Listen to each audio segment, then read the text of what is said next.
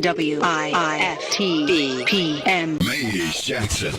If you could make up a social media holiday, what would it be? Randy said National Don't Let No One Put You Down Day. No one. What you gonna do? So when they say something crazy, you slap them? Be like me said.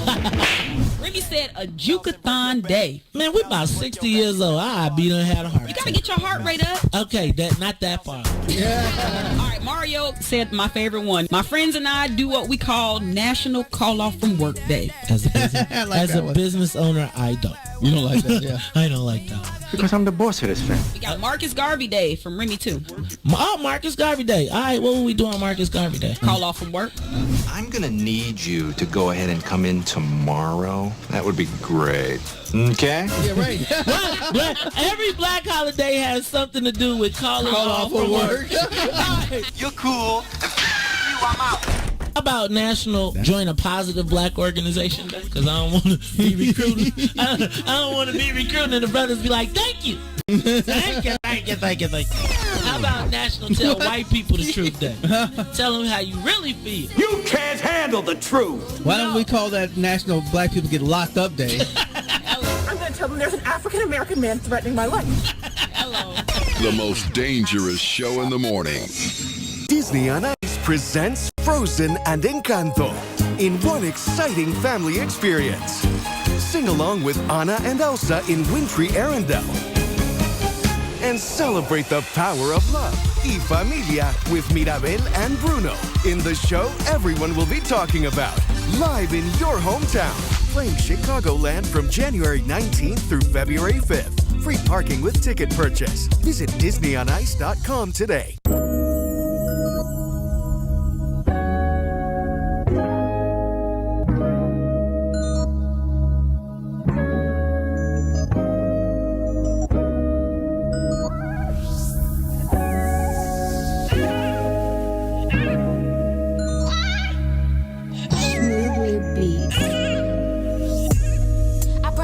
You keep calling me, give you some love and you want all of it.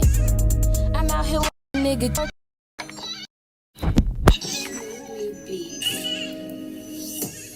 I press the crown and you keep calling.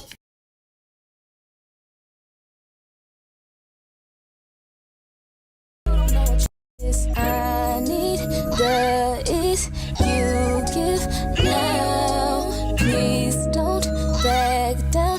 On me, I know you've got the attention I need. Put your pride aside for me. Oh, 'cause I need that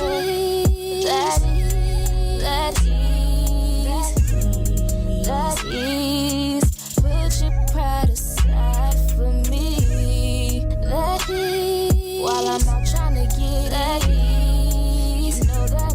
Yeah. Put your pride aside for me, baby. You're insecure, it's driving me crazy. I'm trying to get it and you keep on saying, get all my love, it's never enough. I put up with you for too long, now I'm over it. You want affection, I need money, I'ma call it quits. That is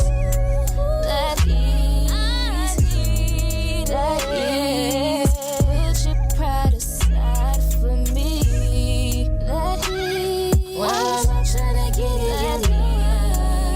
Need it. That is put your pride aside for me. Put it aside. Put it aside. Put it aside. Put it aside. Put it aside. Put your pride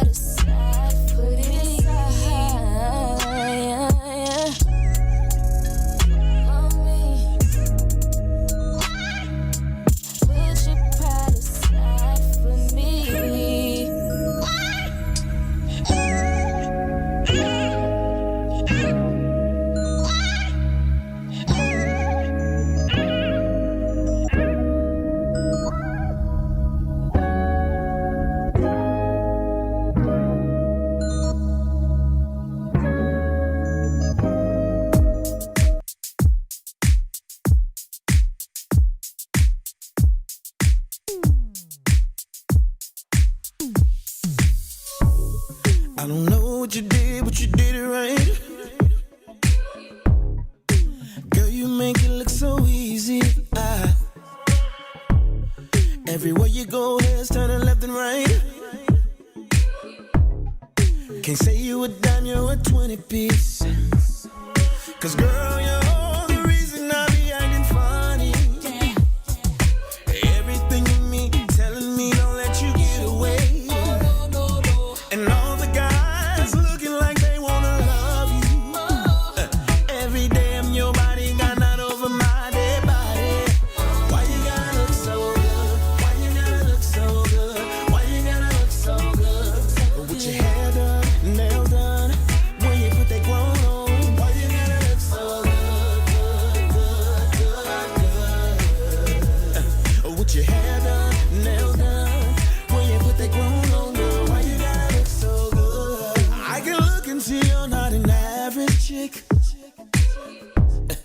You're shutting it down everywhere you go.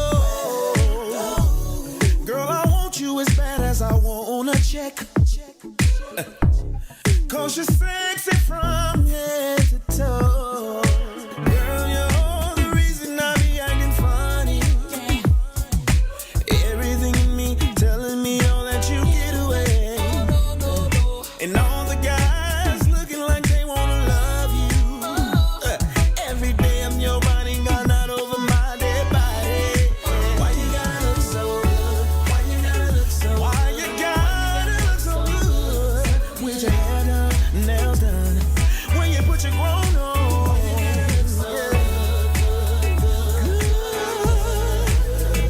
It's something about you when you put your grown on. Oh, when you're waking up straight out of bed, girl, why you gotta look so good? Oh, when you're at the job just taking a break, girl, why you gotta look so good? In the club turning up, why you gotta look so good? On the dance floor giving more. Why you gotta look so good? Why you gotta look so good? Why you gotta look so good? Girl, you know you be killing them when you be getting your grown woman know. Why you gotta look so good? Yeah, good. With your hair done and your nails done, when you put that grown on, girl, why you gotta look so good? Girl, why you gotta look so good? Why you gotta look so good?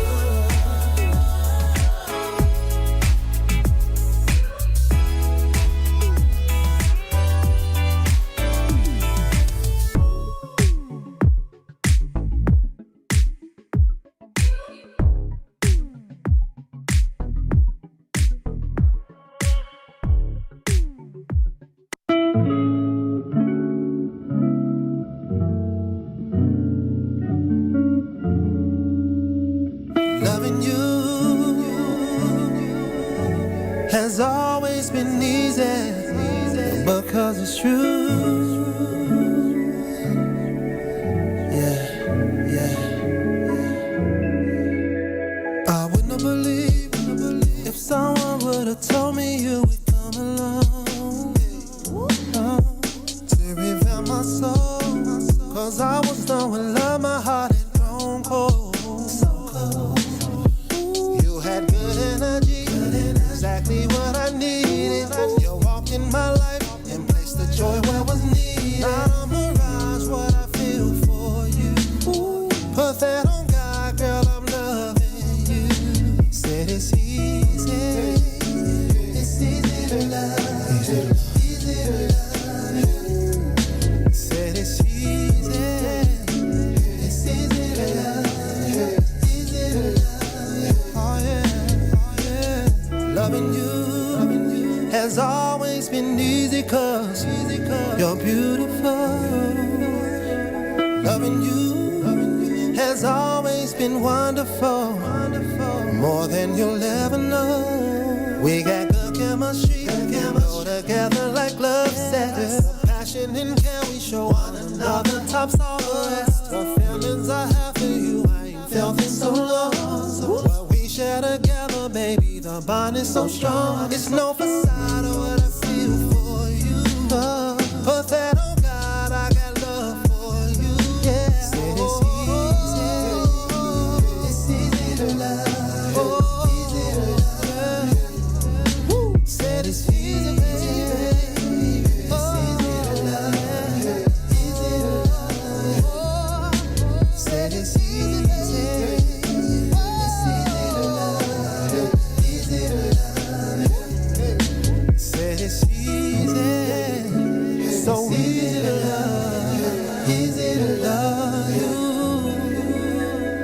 Loving you has always been easy 'cause you're beautiful. Loving you, yeah, it's what I search my life to do. Yeah, yeah, oh yeah, oh yeah, yeah.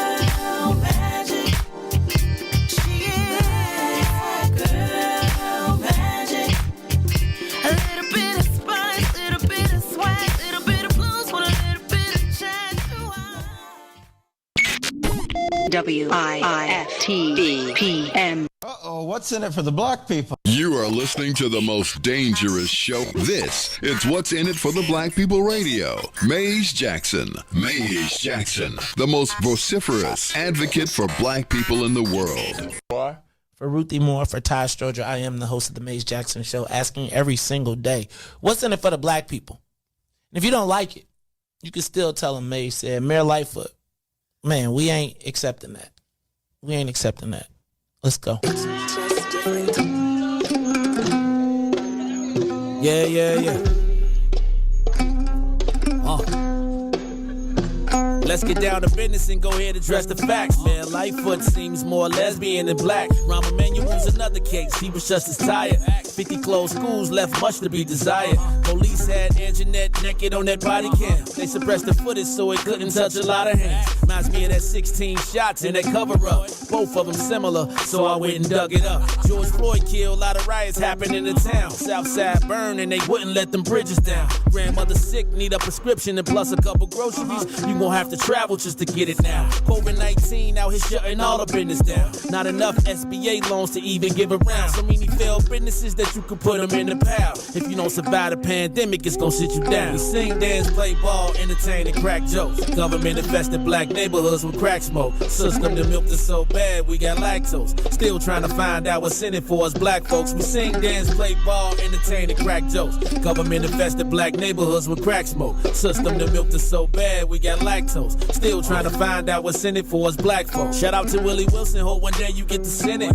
We need some different players in the game to handle business. Too many shady characters like Madigan and Blago. But when you really break it down, it's typical Chicago. City full of gangsters, it's what the land was built on. Same streets with hood legends DNA get spilled on. Carjackers out here lurking trying to get they steal on. Looking for a block to put them Hellcat wheels on. Lenders give bogus appraisals and red line. Car crackers out here getting minimal fair time. And I'm concealed carry, I stay with the pipe. But Illinois gun laws giving minimal rights. Stay up on the swivel, make sure I'm moving tight. Check all of my mirrors when I pull up to the light. Pick my homie up from out of town, man, he caught a flight. He was hella nervous, told him, shorty, this a way of life. We sing, dance, play ball, entertain, and crack jokes. Government infested black neighborhoods with crack smoke. System that milked us so bad, we got lactose. Still trying to find out what's in it for us black folks. We sing, dance, play ball, entertain, and crack jokes. Government infested black neighborhoods with crack smoke. System that milked us so bad, we got lactose. Still trying to find out what's in it for us black folks.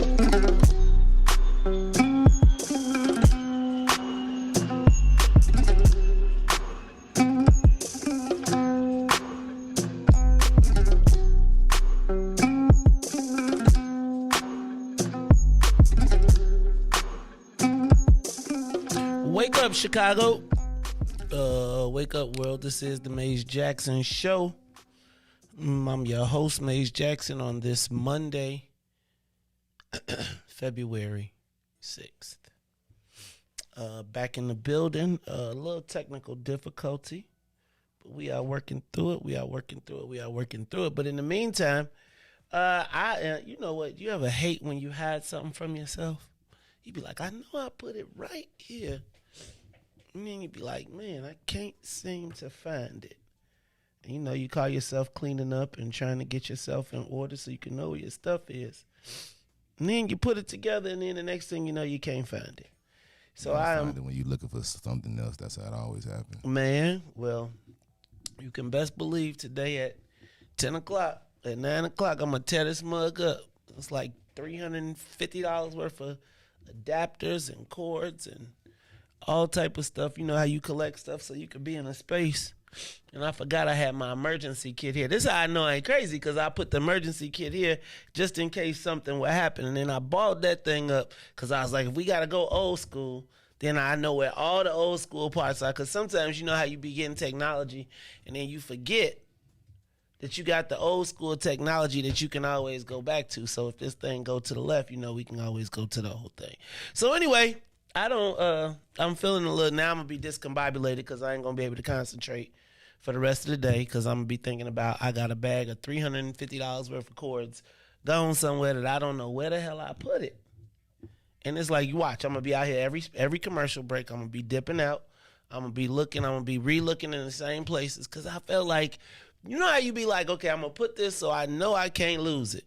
So I'm going to be like, it'll bite me in the forehead if I don't. And then it's like my bucket.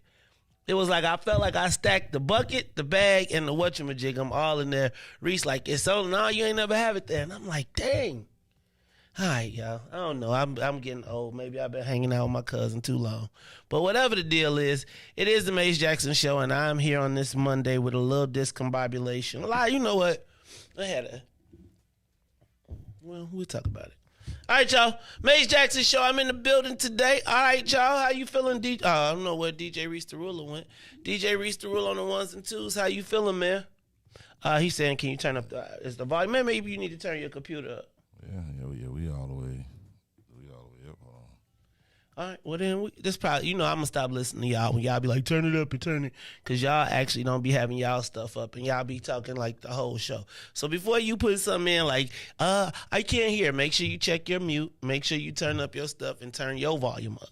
All right, y'all, it's the Mace Jackson Show. I'm your host, Mace Jackson. Got my man, DJ Riis the Ruler on the ones and twos. DJ Riis the Ruler, how you feeling today? I'm blessed by the best, man. A little pain, but I'm good, though. You out here, you said you need to pop your shoulder in, or they already did it? They did it, man. I think I took my cut off. I did something like late Saturday night, early Sunday morning, about like 2. I think I was taking off I don't know what I did, but I felt like I tweaked something.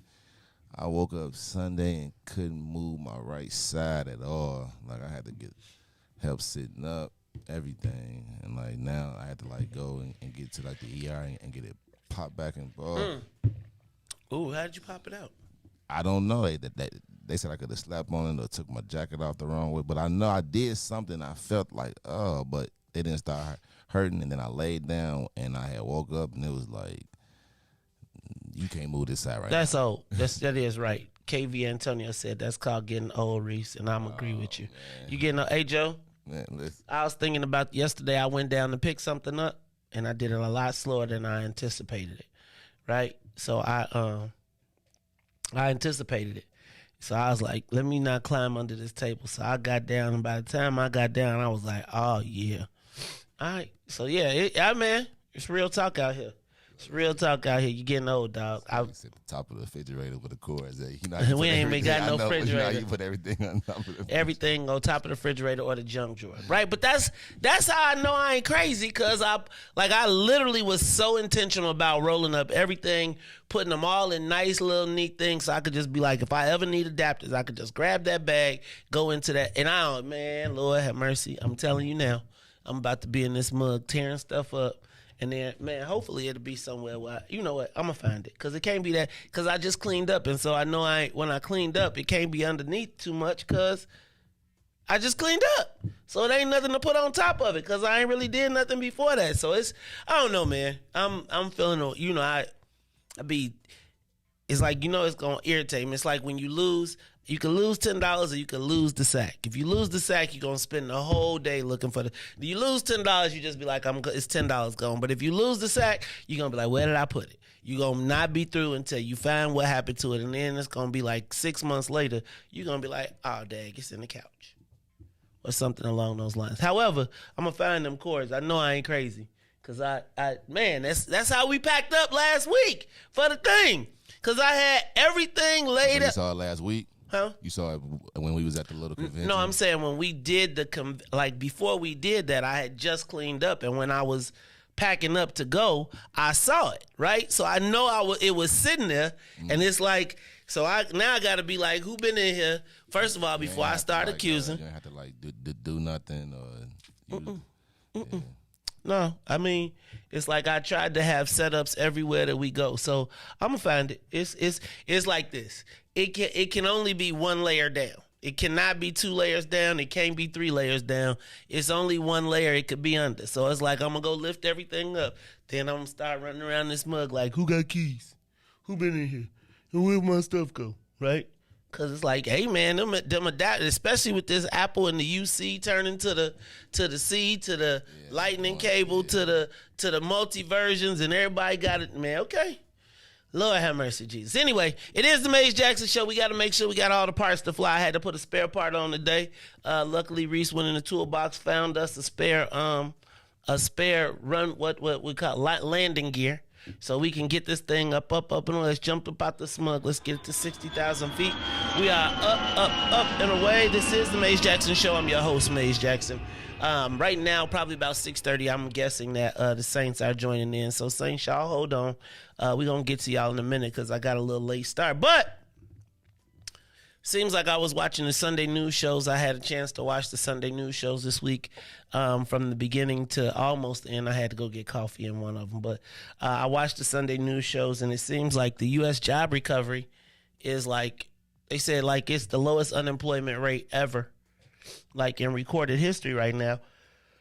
You know when they say that though, right? I always say, what does that mean for black people? Because if the white unemployment rate is 3%, then the black unemployment rate is probably 13%, right? Like we always getting mollywopped. We probably 3 or 4 times it. So we got to look up the black employment rate. But they're saying that even though the United States is recovering, U.S. jobs are recovering, Joe Biden is not. Joe Biden is not. It's not under any mail to Neil because I sorted all the mail. And all the mail is in one place. Thank you very much. That was part of the thing that I was doing when I came. I got all the mail, right? You know what I'm saying? I was going through discard, throwing. Anyway, let me stop because y'all got me distracted in the comments. Anyway, so Joe Biden's poll numbers are worse. I think, man, they wanted anybody but Trump. But at the same time, I feel like every time I look at Joe Biden, I feel like the other presidents around the world be like, oh, the United States is sweet. You know, like when you ever seen like a 80-year-old man telling you he gonna whoop your ass? And you be like, really, dog? Oh, man, I'm gonna push you down. I'm gonna kick your cane, and respectfully. And I feel like when you see Joe Biden get off the helicopter or the plane, Riis, it seems like he got that old man walk, right? And it's like, you know, Vladimir Putin, he probably like 70-something years old, but Vladimir Putin be riding horses naked. I mean, shirt off. He be pumping iron. He be doing judo and stuff. Joe be like, well... And I'm just telling you, man, I feel like people feel like we're punkable. Like, you know, when you 50, you be like, oh, well, let's back up. When you 35, 30, you be like, I can still take you, right? Don't get your ass, right? You be like, don't pull it. You get 80, you be like, man, ain't nobody got time for that. I got life to live. So while the Chinese are sending balloons over the country, they like straight punking us. Now they did it during Trump's era, but Trump was smart. Perception. Trump played it off. Joe Biden let the bad boy come through and float through the whole country. And it's like, we can't shoot it down. We got the most powerful, we supposed to have the most powerful military in the world. And you mean to tell me we can't shoot a balloon down?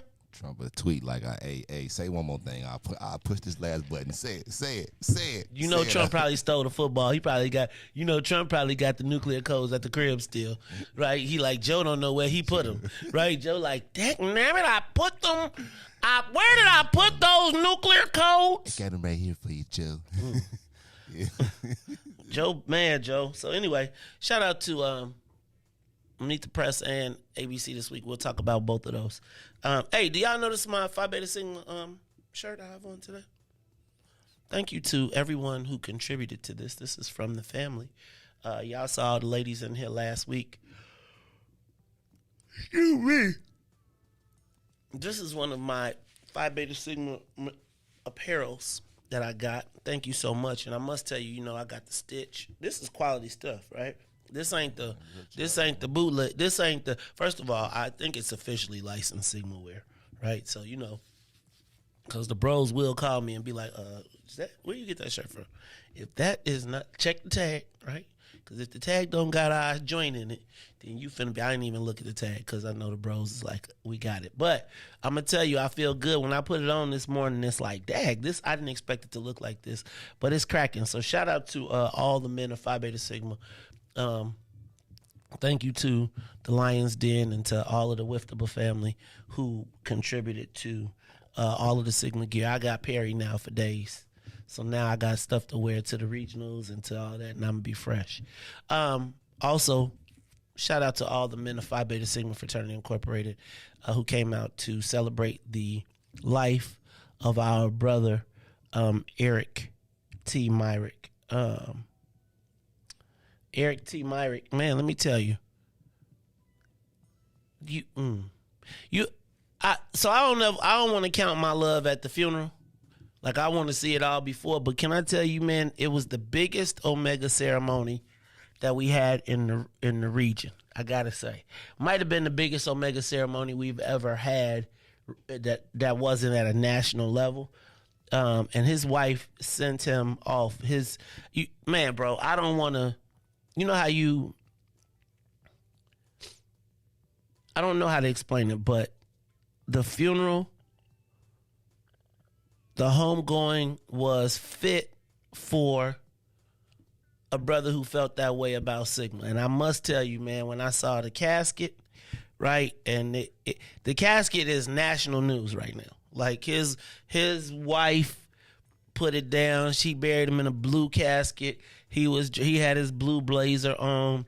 But then when we got to the cemetery, I think every bro in Chicago was like, oh my God, because he was buried with a shield, it was like a silver top. You know when they put the top on the thing to put it in the ground.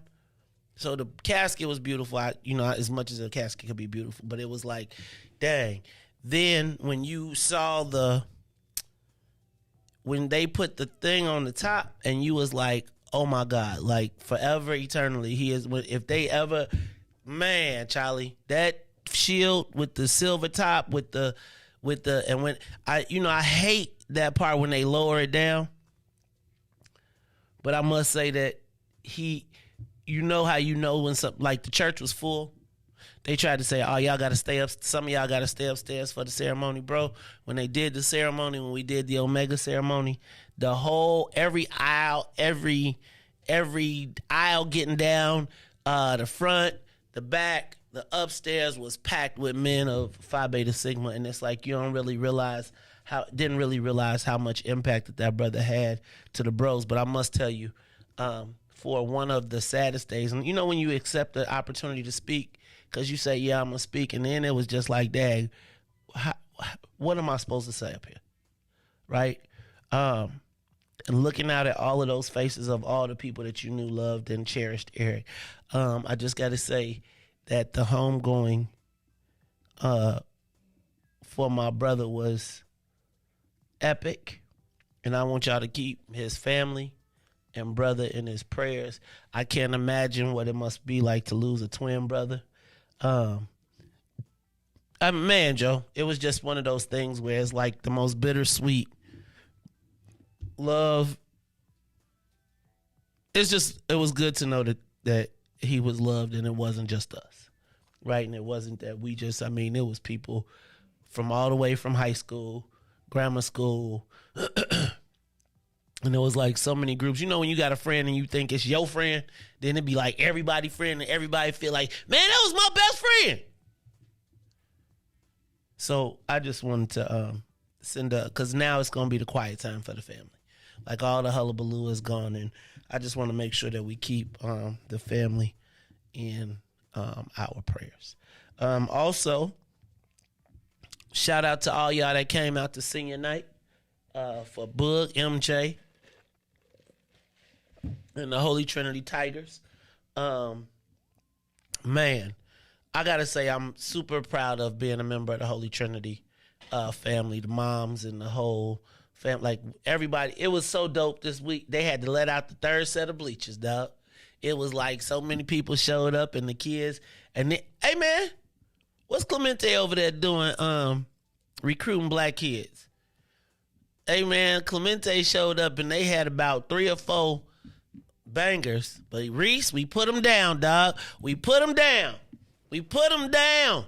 It was not, look, MJ opens the game, fire him up with a 3. I'm going to have to get on him for them, for missing a few free throws. But, like, he had all the guys, like, they started all the seniors, right? And they let the seniors play most of the game. Now, you know, MJ is on the squad, so he be doing his thing now. Anyway, but I was super proud of the kids. And then it's like there was times when Riis, we went down. And you know how you go down 6 points in a high school game, it could be the end, right? You get down 6 points, the clock, boy, the family came on back and did the thing. And so shout out to everybody who made senior night so special. Yeah, we got to get Holy Trinity a sound system, yo. We got to make sure that they, but you know, I'm gonna probably make that one of my on my way out the door things. We got to help them out just a little bit, man, because it's like,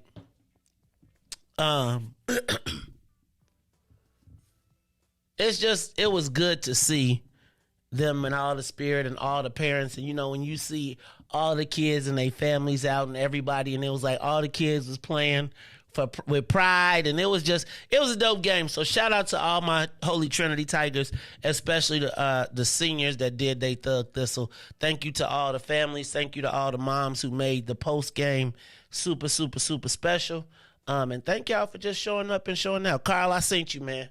Thank you, bro. I appreciate you coming out, too. All right, y'all. This is the Mace Jackson Show. I'm going to take a quick break, and then we're going to come back. We're going to talk a little bit about the rest of these headlines, and then we're going to get into the social media question of the day. Look, y'all, it's the Mace Jackson Show. I'm your host, Mace Jackson. Got my man, DJ Riis the Ruler. We'll be back on the 1s and 2s. The Mace Jackson Show. We'll be back after this break. Mace Jackson. Tune in to the Mace Jackson Show every day, Monday through Friday from 6 to 9 a.m., where you can catch us on YouTube, Twitter, Twitch, and Facebook Live. Plus, from 6:30 to 8, you can get us on WBGX 1570 a.m. That's right, it's the Mace Jackson Show, where every single day we ask the question, what's in it for the black people? And if you don't like it, you can still tell them, Mace said. We out of here. Peace. If you're a business professional, have you ever wanted to multitask on your way to an important meeting instead of navigating through traffic? Fellowship Fleet Limousine and Bus Company is your solution for chauffeured ground transportation. Our company provides sedans, SUVs, stretch limousines, vans, and buses for corporate travel, airport transfers, and group shuttles. If you're a corporate travel manager, individual business professional, event or meeting planner, relax. Let us take the wheel. Visit fellowshipfleet.com to book right now. My name is Chris Levy, and I'm working hard to become your next 5th Ward Alderman. As a lifelong Chicagoan, I chose the historic 5th Ward as my home and a place to raise my family. This means I have a vested interest in our safety and prosperity. But we need a change, and I'm the best candidate for the job. I'm not a career politician, but a motivated citizen who cares and will do whatever it takes to restore our community to greatness. My name is Chris Levy, and I want to drive change. Please punch 60 and vote for me for 5th Ward Alderman. My name is Chris Levy, and I approve this message. And now, traffic and weather. Yo, who said devotion had to be sad? Yo, check this out. The Lord is my shepherd, and I want. He's making me to lie down in green pastures. He leading me beside the still waters. He restored my soul. God's gonna turn it around. Come all the way with me.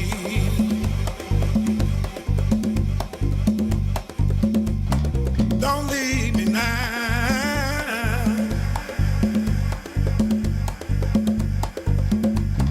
Come all the way with me.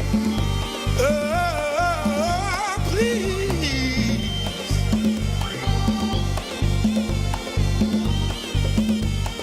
Please. Good morning. What's in it for the Black People Media family? The time is now 6:48 a.m. I'm Riis the Ruler with just Chicagoland area traffic and weather report.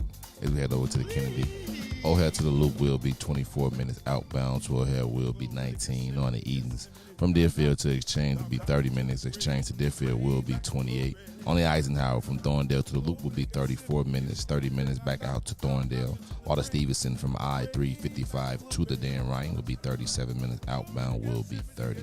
The Bishop Ford, I-80 to the Dan Ryan, 33 minutes. Outbound will be 30 minutes. Or the Dan Ryan is 17 minutes to the Loop, 12 minutes to 95th.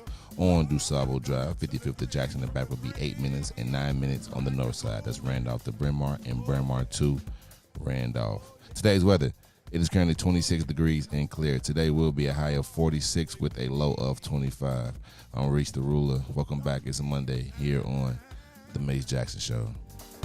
Come all the way with me. Oh, please.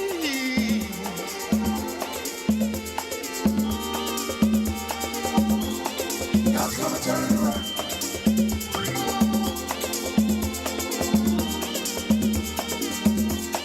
God's gonna turn it around.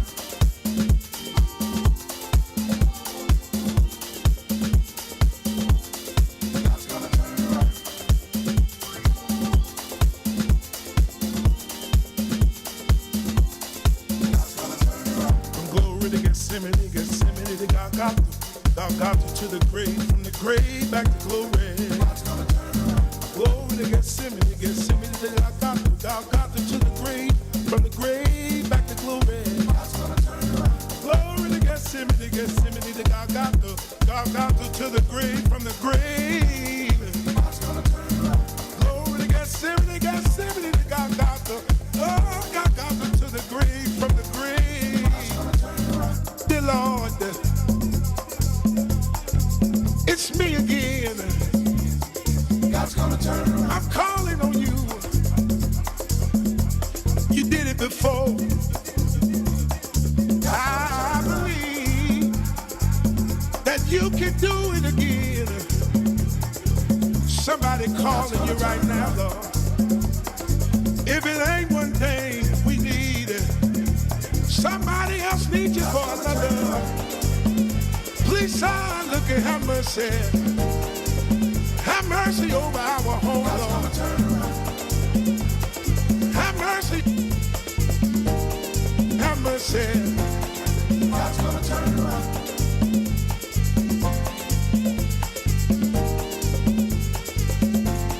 God's gonna turn around.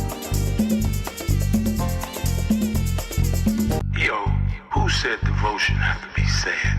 Yo, check this out. The Lord is my shepherd, and I want. He's making me to lie down in green pastures. He leads me beside the still waters. He restores my soul. God's gonna turn it around.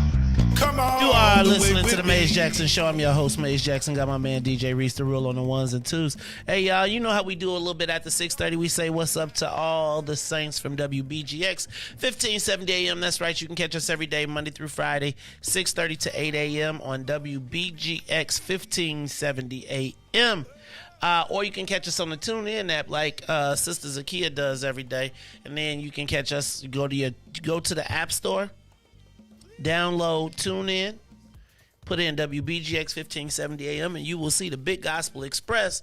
Then you can tune in with us, and then if you got to do like everybody else, you jump off at 8 o'clock. Because, from 6 to 9 every day, Monday through Friday, we are on Facebook, YouTube, Twitter, and Twitch. That's right, Facebook, YouTube, Twitter, and Twitch.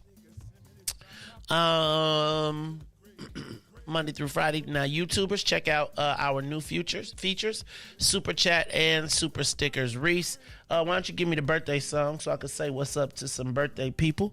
I want to send, it's only 4 birthdays today, so we want to send a big happy birthday out to Ken Majors. I probably don't know him. He's a white guy. Shout out, big love to Speaker of the House, Emmanuel Chris Welch, Peace RTG, and David Michael Milner, former publisher of the Chicago Defender.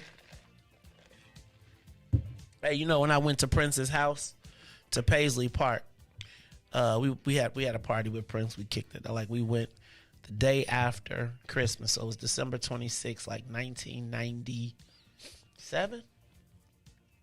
David Michael Milner had a radio promotion. Remember Billy Sparks from Purple Rain? He was like, your music makes no one to yourself, right? He was the owner of the club. Well, they was business partners, right? And so we did an overnight trip where we all flew to Minneapolis, jumped on a bus, and went to Prince's crib where he did a private concert for us. And then we got to meet him, and Maite was the girl he was with at the time. And it was like, man, I'm going to be honest with y'all. I have forgotten so much stuff that we have done in our past. It's a lot. So shout out to David Michael Milner. He was the publisher of the Chicago Defender as well. Is it me? Okay, I'm good. I got to change these adapters out. But anyway, thank you and happy birthday to everybody on their birthday on February 6th. Y'all just really, you missed it by a few days. The greatest day, January 30th. But it's all good. Look, we going to do our thing, keep making it happen. All right, y'all. It's the Maze Jackson Show. I'm your host, Maze Jackson. Got my man, DJ Riis, the ruler. Thank you to everybody that joins us every day. Let me get back to some of these headlines. I don't know if you all saw, the Chicago Tribune has started they endorsed Paul Vallis on Friday. Now they are making their Aldermanic endorsements. And it's interesting because I was watching them make their Aldermanic endorsements, and I thought to myself, what do these white people know about what's going on in black wards, right? You also know that the Sun-Times is no longer doing endorsements. And a lot of papers are getting out of the endorsement business because it used to be that the newspapers were the only people that had the action. But now you can go to Facebook Live. You can watch them. Nidra, don't be sending me no money for my birthday. Thank you. You was here already. Shout out to Nidra at Solo Beauty Supply who just sent me another birthday donation. And I just want to tell y'all thank y'all. Y'all did me right for my birthday. I'm not feeling any kind of way anymore. I usually be pouting and saying, ain't nobody do nothing for me. Y'all showed me all the love I could expect. So I'm going to be grateful for my birthday. Please, please, please. Thank you, thank you, thank you. I don't need anything. I mean, y'all want to support the platform and we'll make those opportunities. But I'm straight. I've been blessed. And I continue to be blessed. And I try to be a blessing to others, whether they know it or not. You know what I'm saying? It's like well, I'll let that be. All right, y'all. It's the Maze Jackson Show. Thank you to everyone who has gone out of their way to show me love and appreciation for my birthday. Y'all know I didn't celebrate my birthday because I just felt wrong having a birthday celebration, and the people I wanted to invite knowing that we was going to have to at some point lay our brother to rest. So I kind of put my birthday on the side. But I do think we're going to do something for my birthday. I just haven't decided what. I got to put it together, but I'll figure it out. Also, I want to let you all know, Riis, we should put Sean White in heavy rotation this week. On the 11th, on Saturday night, Sean White will be gracing us with a special performance at Obsidian. So I hope that you all will check him out. Shout out to Lisa E. She is his manager. And so we're going to do a little something special for members for Valentine's Day. So if you have not gotten let me just tell you, there'll be opportunities for you to get your tickets. And it's obviously for members only. Y'all know how we work. So our social club. But let me just say, Also, Super Bowl next weekend, so we're going to be doing the Super Bowl shindig. If you're interested in kicking it with me for the Super Bowl, watching it, let me know. I'm going to put it out there. We'll give you an opportunity to reach out. We might give some winners a chance, some listeners a chance to win, etc. But the reason I'm talking about all this is because realistically, what I saw, this studio is not big enough for the Aldermanic, on-air Aldermanic debates that I would like to host. And so what I do think is over the next couple of weeks now, we don't forget WIFTABA 1 has the mayoral forum coming up on the 11th. I'm still waiting on details on that, but I will anticipate next Saturday we'll be having the mayoral forum. Y'all correct me about that if I'm wrong, but we'll be doing it at Greater Walters AME in the 18th Ward, so be on the lookout for that, I know. But we're going to broadcast live from Obsidian, and we're going to do the debates there on the stage, because I don't feel like black folks, like I see all of these organizations, Legal Women Voters, and all these people who we know don't got no black people in them doing these debates and these forums, and I think we just need a chance to hear from them in the raw. So we're going to have them here. We want to hear from them in the raw, right?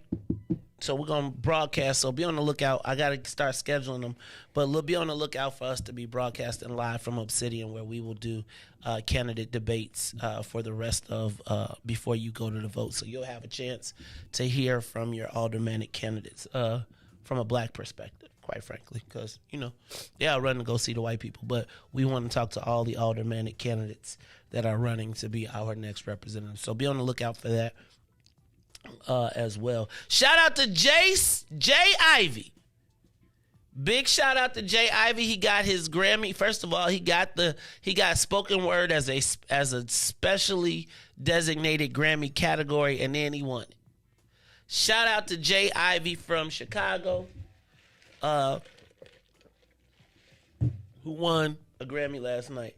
One of the things, anybody watch the Grammys last night? I watched the Grammys last night, and I thought that I didn't watch the whole thing. I watched part of it. I feel like Jay and I feel like they lip sync God did. Because Jay never got up. He sat, he did like this, and he rapped like this the whole time, which means that you can't see directly his, I feel like he was actually lip syncing the whole time. I feel like they all lip sync, but Jay lip sync last night. Also, the tribute, 50 years to hip hop, the tribute yesterday, nobody from Chicago made it. Although I think that the three people from Chicago that could have made it would have been would have been Common, Twista, and Kanye. Kanye is on the bad list right now, so the Grammys be like, dog, we gotta chill with you. Twista, I don't know if he's ever won a Grammy. Right? And Common, who, in my estimation, was one of the original pioneers, at least from the Midwest, right? Somebody there. I don't know that I would have said that our drill scene should have been I think there's going to be a moment when they're going to try and erase drill from our memory, right? Like, I think, I just feel like I know we got it, but I think it is such like, if they would have put drill on, like truly like a Chicago drill rapper on the thing, I feel like the backlash would have been tremendous, right? Just because right now with everything that's happening, all the murders and all of those different things, like I think they did not want to showcase anything that was going to be the opportunity for people to be like, aha. So, yeah, the Grammys, the part that I saw yesterday, you know what I'm saying? It's like I'm always going to be a fan of Jay, right? Like I am. But I did feel like it was, when I was waiting all that time for God did, DJ Khaled really blows the hell out of me. I'm just saying. He really does, and it's like I understand like he's like the guy and all of that stuff, but it's just like, it's like we went from Eminem to Khaled. Right now, black people got to go to Khaled to get on. Right? Like, so y'all ever notice though that Khaled keep his family separate? Right? Like, he keep his wife away. They live the Arab lifestyle. It's like Wally now. You know, when you go to like the air to the clothes, excuse me, and I'm not dissing anybody, but when you go to the clothing stores, right? Everybody be super cool. They know all the lingo, all the game, the whole you dig. You go to their house, straight Muslim. They don't be having their kids, like at least not their daughters. The sons, they be like, get out there and get it. But they keep their households like their households. And we're going to talk about that a little bit because it's like, I always feel like people come party with us and then go home and be like, we going to kick it over there, but we ain't doing that. You know, that's not how we get down. So I just, it really did, like all them black rappers on the stage.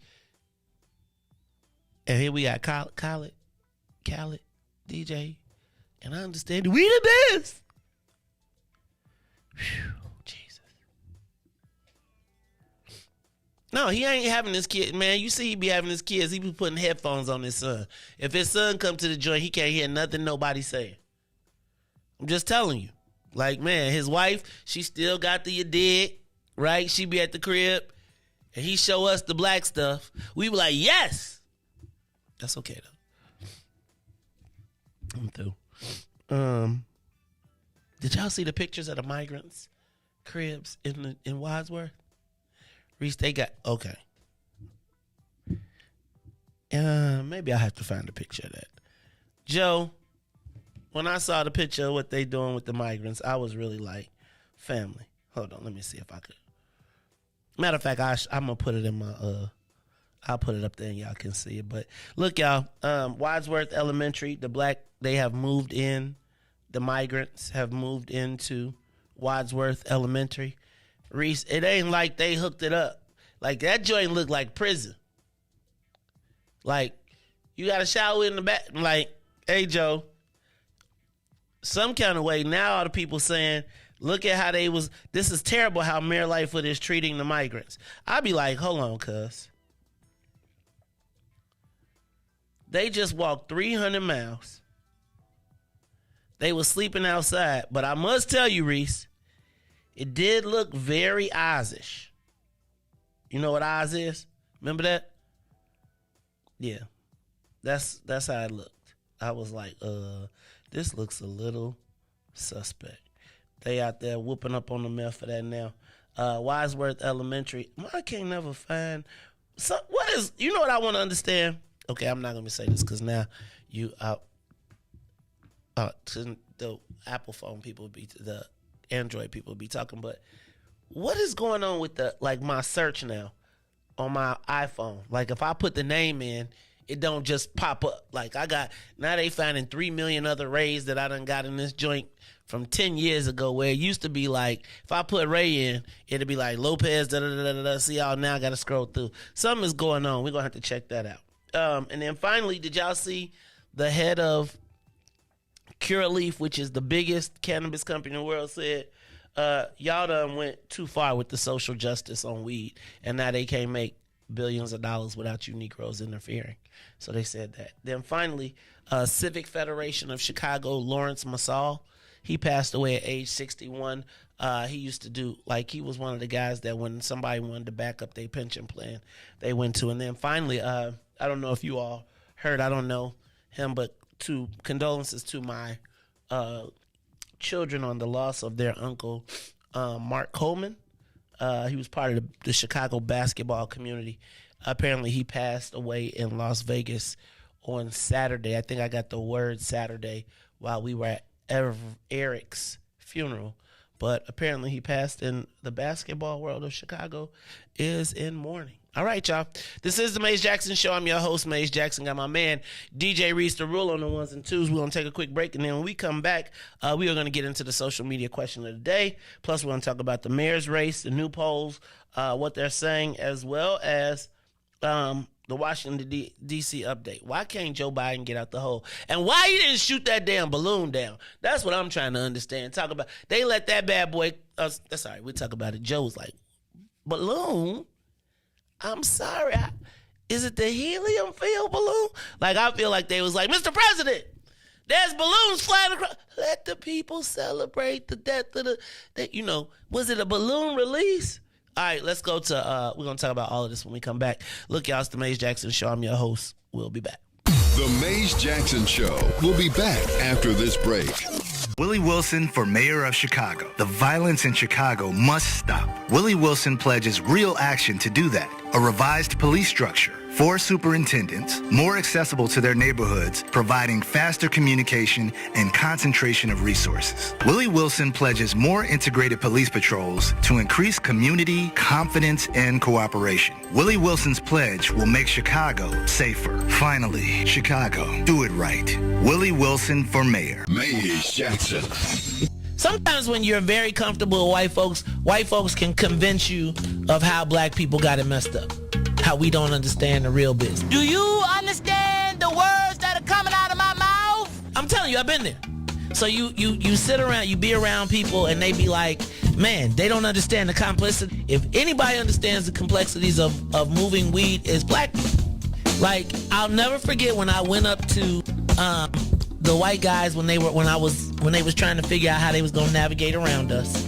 And Riis, they had this whole book about cannabis. And they had written it in this nice, pretty book that was bound, and they passed it out, and it was like they were legitimizing. I was like, dog, this is literally a manual on how to sell weed. Didn't we invent 3 for 10? Stop playing with me, Smokey. And we're 0 out of 200 in the state of Illinois with the most black elected officials. The most dangerous show in the morning.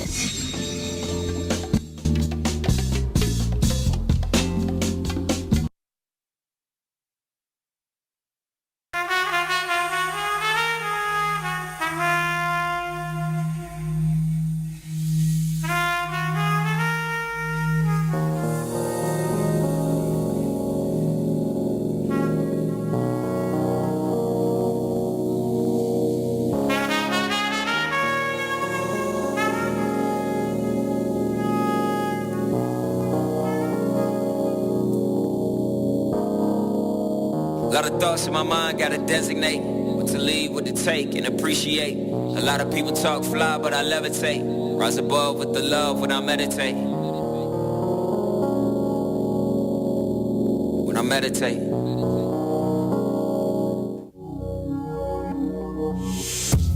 I roll with God cause he never late. My sundial in denial of the Ben Franks. On the road, let's travel with a full tank. Revolutionary overture, that's too saint. I mean, that's too son. I mean, that's two saints. Like Peter, Paul, me, and you could be the new saints. Let me paint a new picture on the 16. Woolly haired black man with divine genes. Yeah, I be rapping, but these 16's art. Cathartic, therapeutic, really who needs charts? All I need is heart, God's love, and some knowledge. Acknowledge, don't acknowledge, I be good, to be honest. It's like, if you never knew my name, at least I know me. Broke the chains on my brain, now I'm set free. At peace in the now, I'm complete. Cause all I ever had to do is just be. Just be.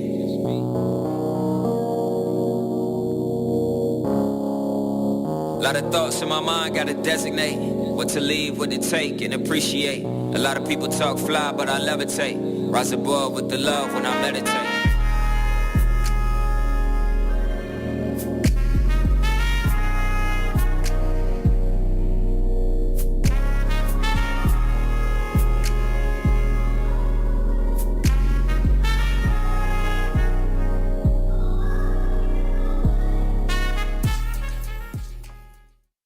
To the Maze Jackson Show. Uh-oh, what's in it for the black people? You are listening to the most dangerous show. This is What's in It for the Black People Radio. Maze Jackson. Maze Jackson, the most vociferous advocate for black people in the world.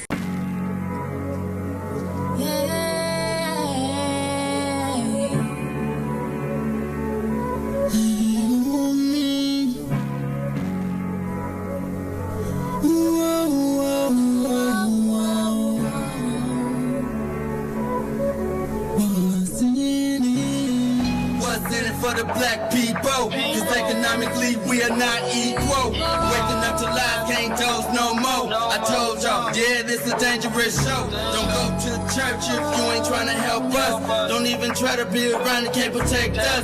We see the lies, not other politicians. We need money and no symbolism. It's Maze and Riis and Ruthie and Ty explaining how we come from God, giving us tools to beat the odds. If we united, our movement gon' stop. If they ain't tryna help us, they ain't tryna do nothing. We gotta do something, we gotta stop running. It's time to confront the problem. Really, you expect, you oppressed, it's all wrong.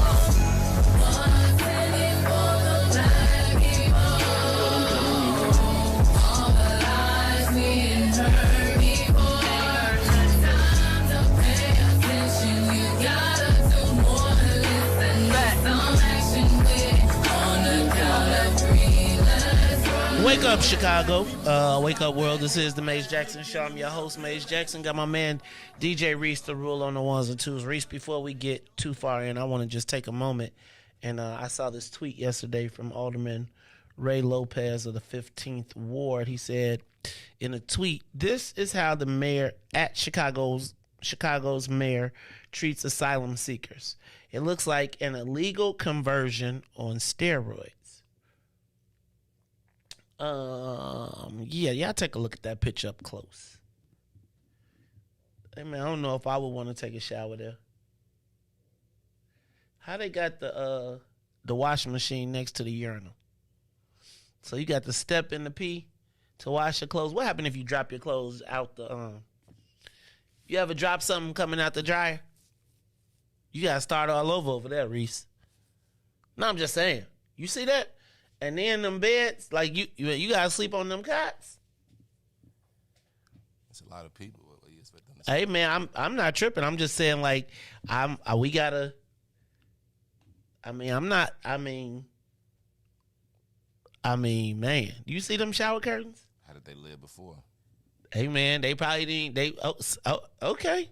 So that's good. That's cool. Riis, that's why we gotta get you gotta be on that welcoming committee, right? You gotta take somebody into your home, man, because they can't be living like this. I mean, they was seeking asylum, man. So wait a minute. I'm just saying. Hold on, Riis. So you're saying because they're seeking asylum, they are now should be treated in inhumane conditions? Who said it's inhumane?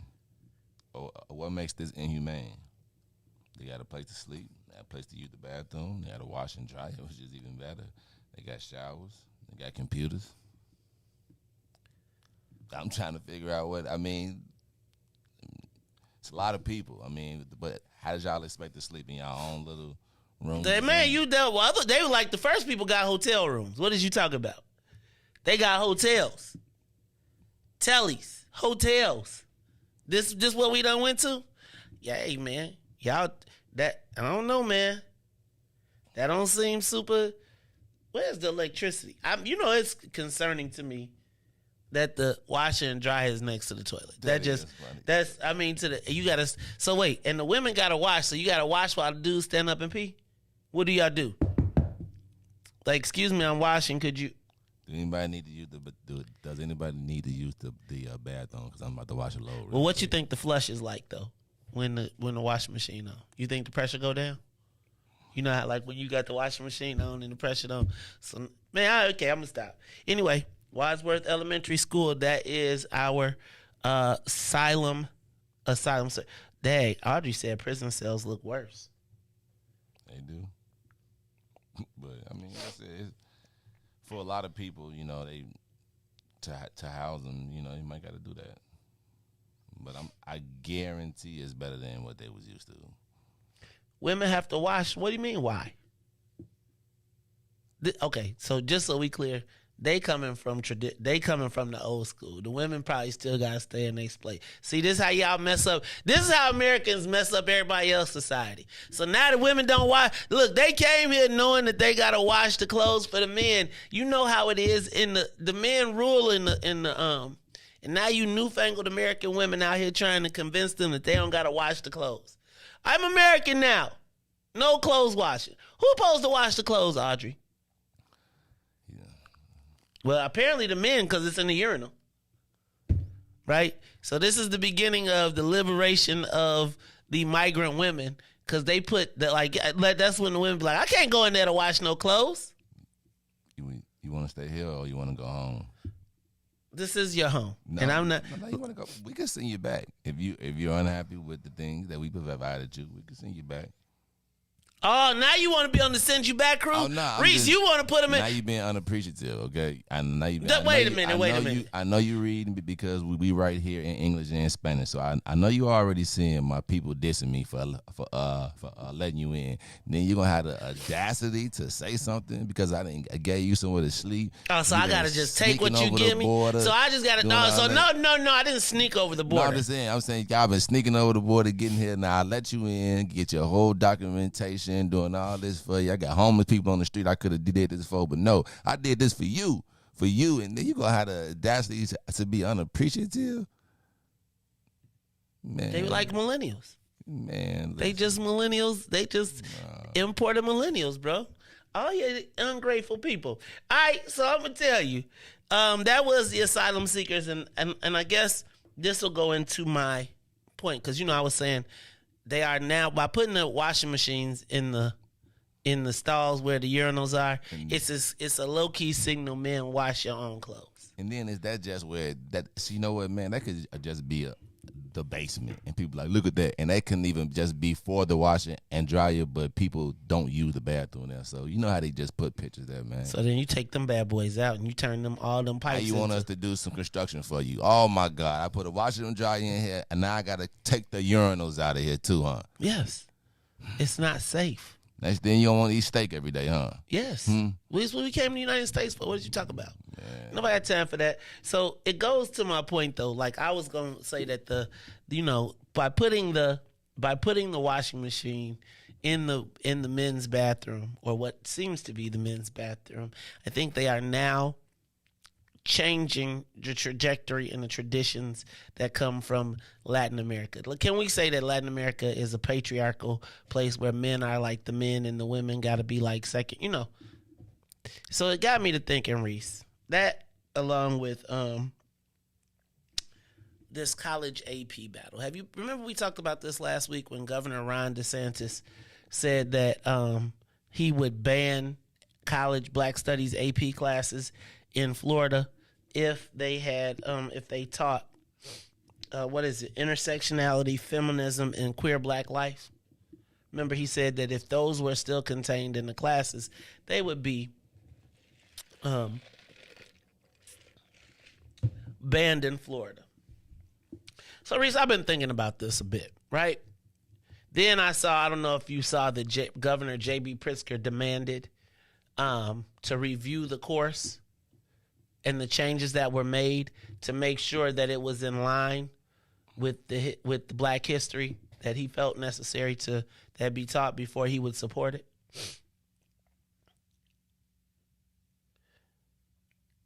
And I was just thinking about, so can we be clear? I do not think that Governor Ron DeSantis is for us. Okay? I don't.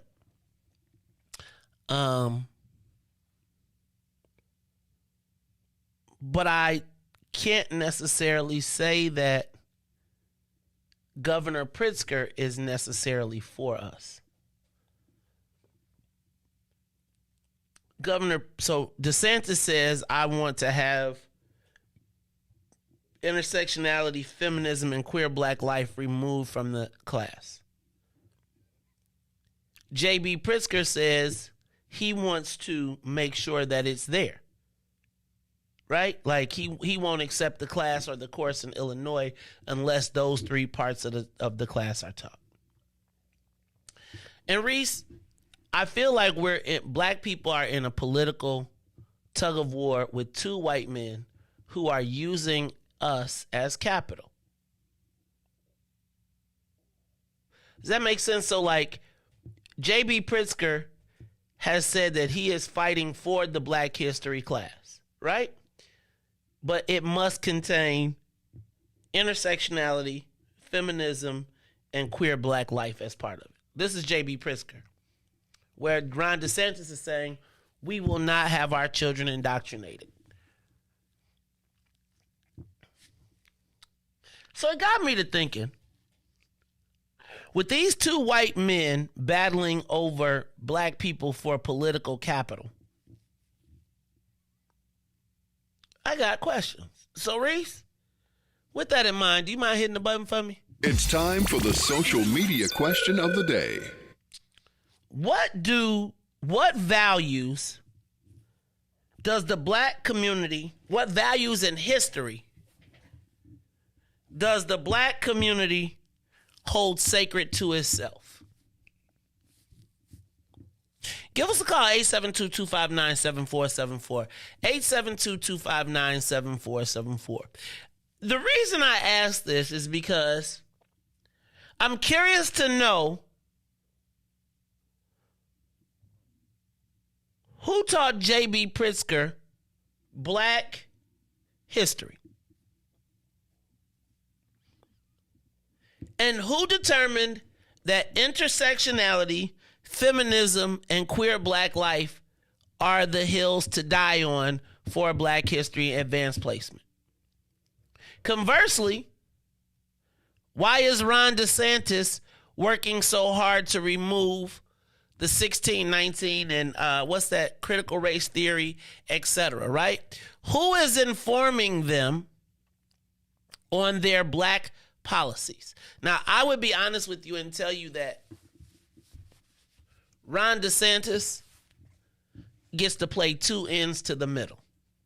Like, the reality is, I don't know that he is really, I know he's not, he is using this issue to drive a wedge between white people who are fed up and the Democrats. And I would also tell you that he is driving a wedge between black Democrats, or between Democrats and the religious community, black religious community in Florida, as well as traditional black folks. And so, Riis, I want to know, and y'all give us a call, 872-259-7474, 872-259-7474. Who taught these guys black history? And who are they talking to tell them the values that are important to black people?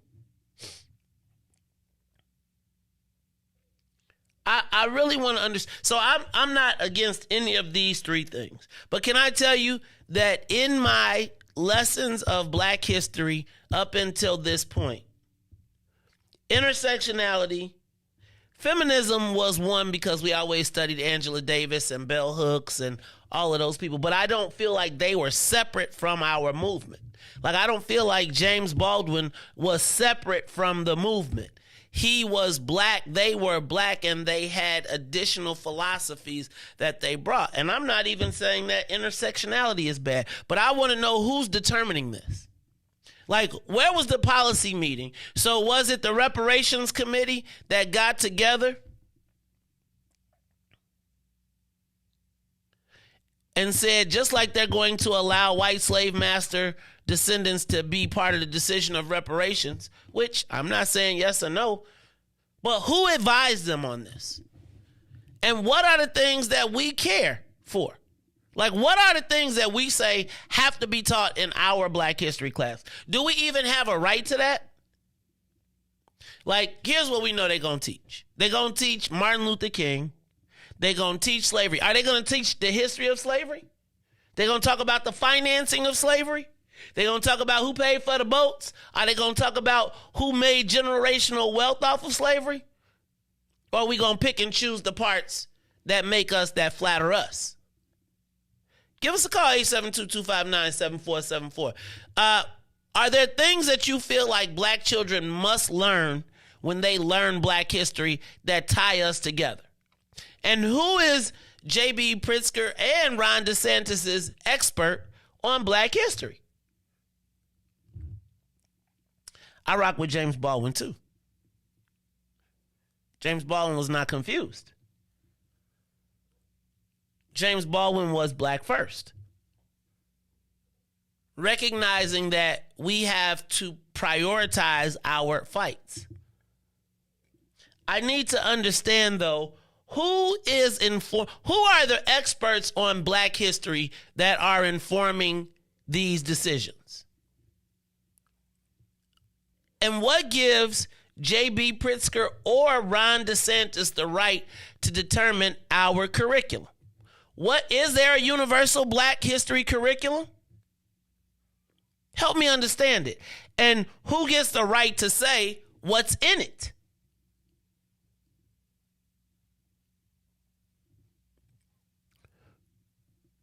See, the challenge for me in this situation is that if you talk about this situation and prioritizing it, then someone will label you, they will write a letter, etc. My premise is you can be black with whatever else you want to add to it, but you got to put the black first. And the question that I have is, are there any values that we hold sacred? Are there any pieces of our history that we have said must be included in black history? And what are those things that must be included in black history determined by black people? Because JB says, if you don't teach intersectionality, feminism, and queer black life in your classes, you are an extremist. I would argue that with all of the history that we got,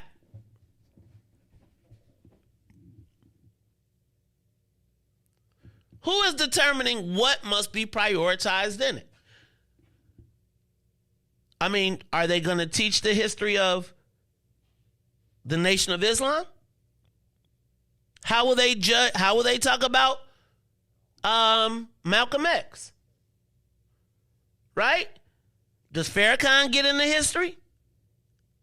Does black resistance get into history? Do we talk about the economics of who has taken advantage of the black community over years? Do we talk about who owns our housing?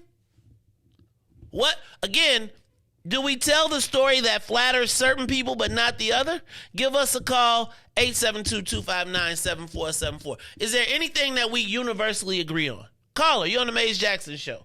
What are the values that black people feel must be included in black history? What's your name, caller? Where you calling from?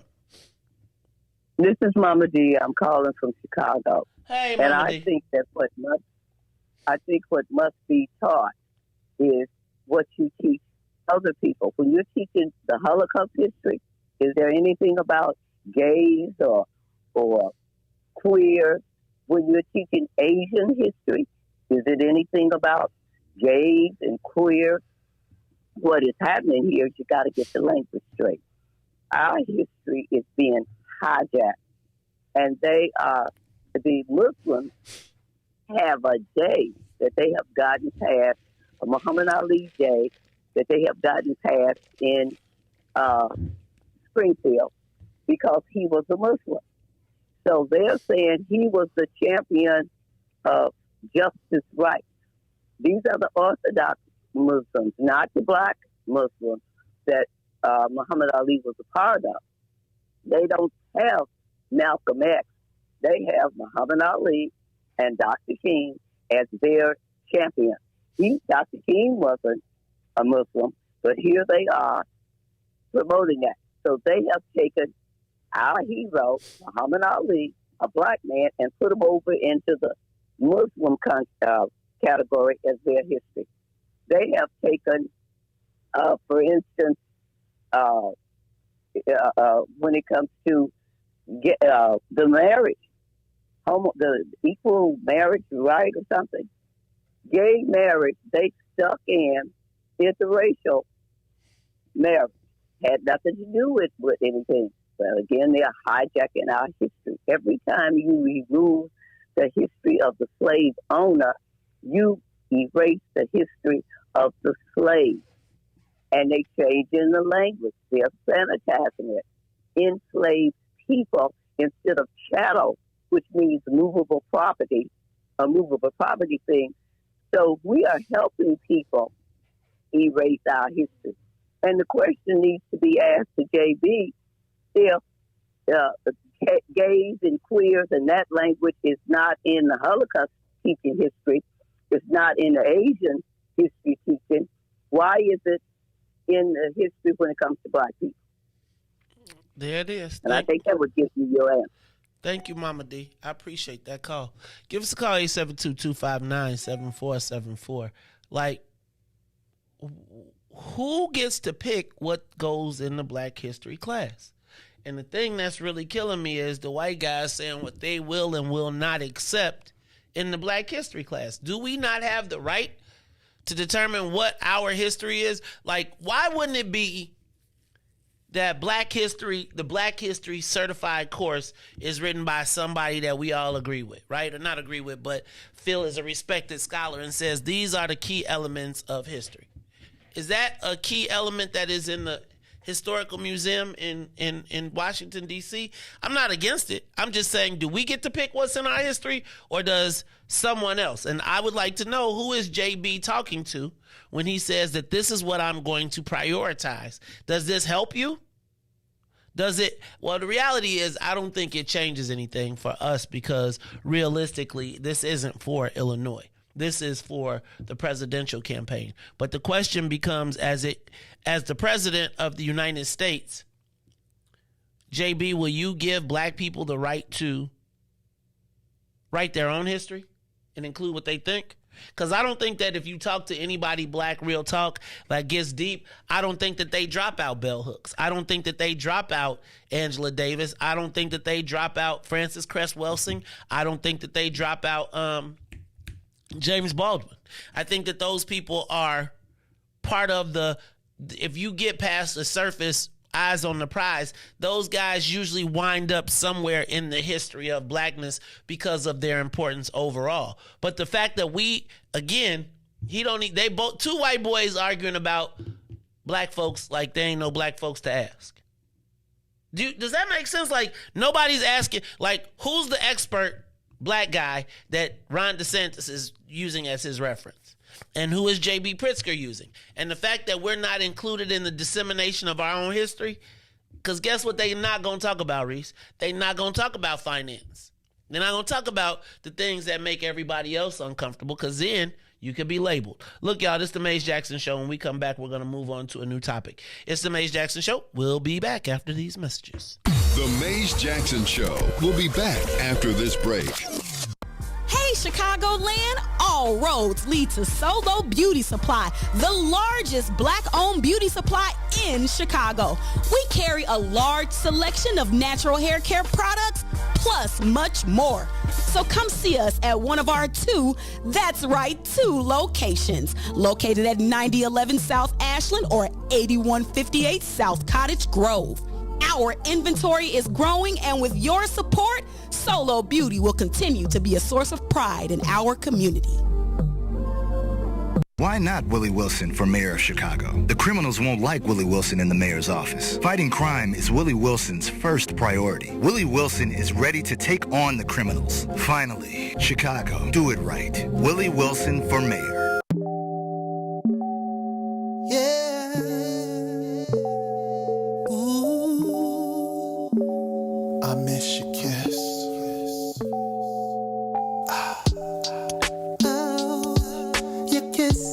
One of a kind, it feels so nice. Girl, you do it right. I miss. Oh, girl, you don't go too fast. You take your time. Just how I like. I miss. Hey, oh, you kiss it, then I'm drifting off your love. Keeps me floating.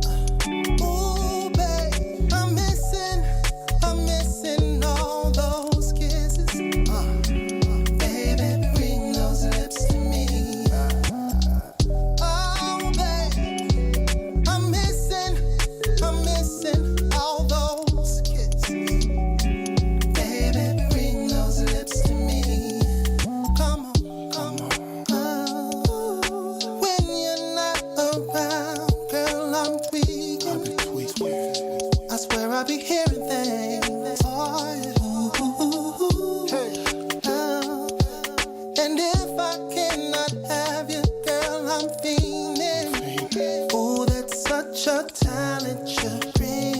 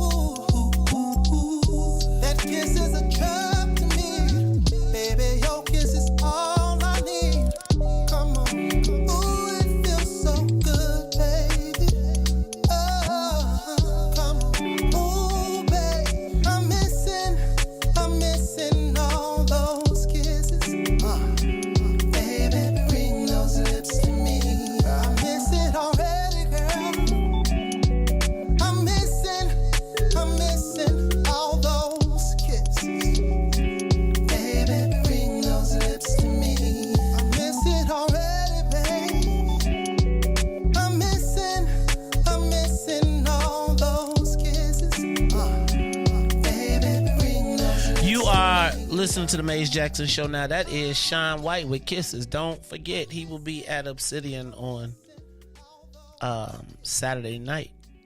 So, fellas, if you ain't got nothing to do for Valentine's Day and you want to, get your lady a rose and sit on down and listen to some good stuff, come on, check us out at Obsidian. Hit me up. It's it's private members only joint, but y'all know I could figure out get you a pass if you want to come check it out. This is the Maze Jackson Show. I'm your host, Maze Jackson. Got my man DJ Riis to rule on the ones and twos. And all right, I think we got a couple more calls on the line as it relates to this. Who I want to know who is advising JB Pritzker on what should be in the advanced placement class. Who's his advisor? Who are the black people saying what black history is being taught? And I gotta tell you, it's really crazy to me that there's so much that I think our people should know in our black history.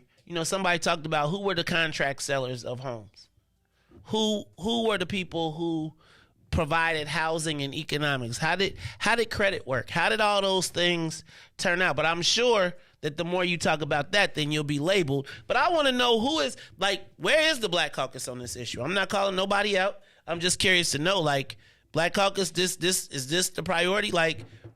Where was the intersectionality with weed? Where's the intersectionality with gaming? Where is the intersectionality where's all of these things when we know that the systematic exclusion of blacks from economic opportunity is part of black history, and who are those people? Caller, it's the Maze Jackson Show. Who we got on the line, Riis? Caller, you there? Good morning, family. Hello? Hello? Ballhead, what's up, dog? Hey, man, I'm going to need some tips and some joints about you this week for the Super Bowl party, so I'm going to come get at you in a minute. But what's up, Ballhead? Talk to me. Listen, you ask who they talking to. They talking to the step-and-fetch Negroes, the weak sick boss Negroes. That's who they talking to get the information. And the thing is, everything is that we're not even standing by what they said we stood by the United States. In God we trust. That's God. It's all over. So I don't know who they're going to think they're going to talk to. So we have to decide our own what we're going to have in Black History. And I love y'all, and give me a call. Thank you. All right. Thank you. That's my man, Ballhead. We got anybody else on the line? Call you on the Maze Jackson Show. What up? Tell me, who is advising J.B. Pritzker on what should be included in Black history? Caller?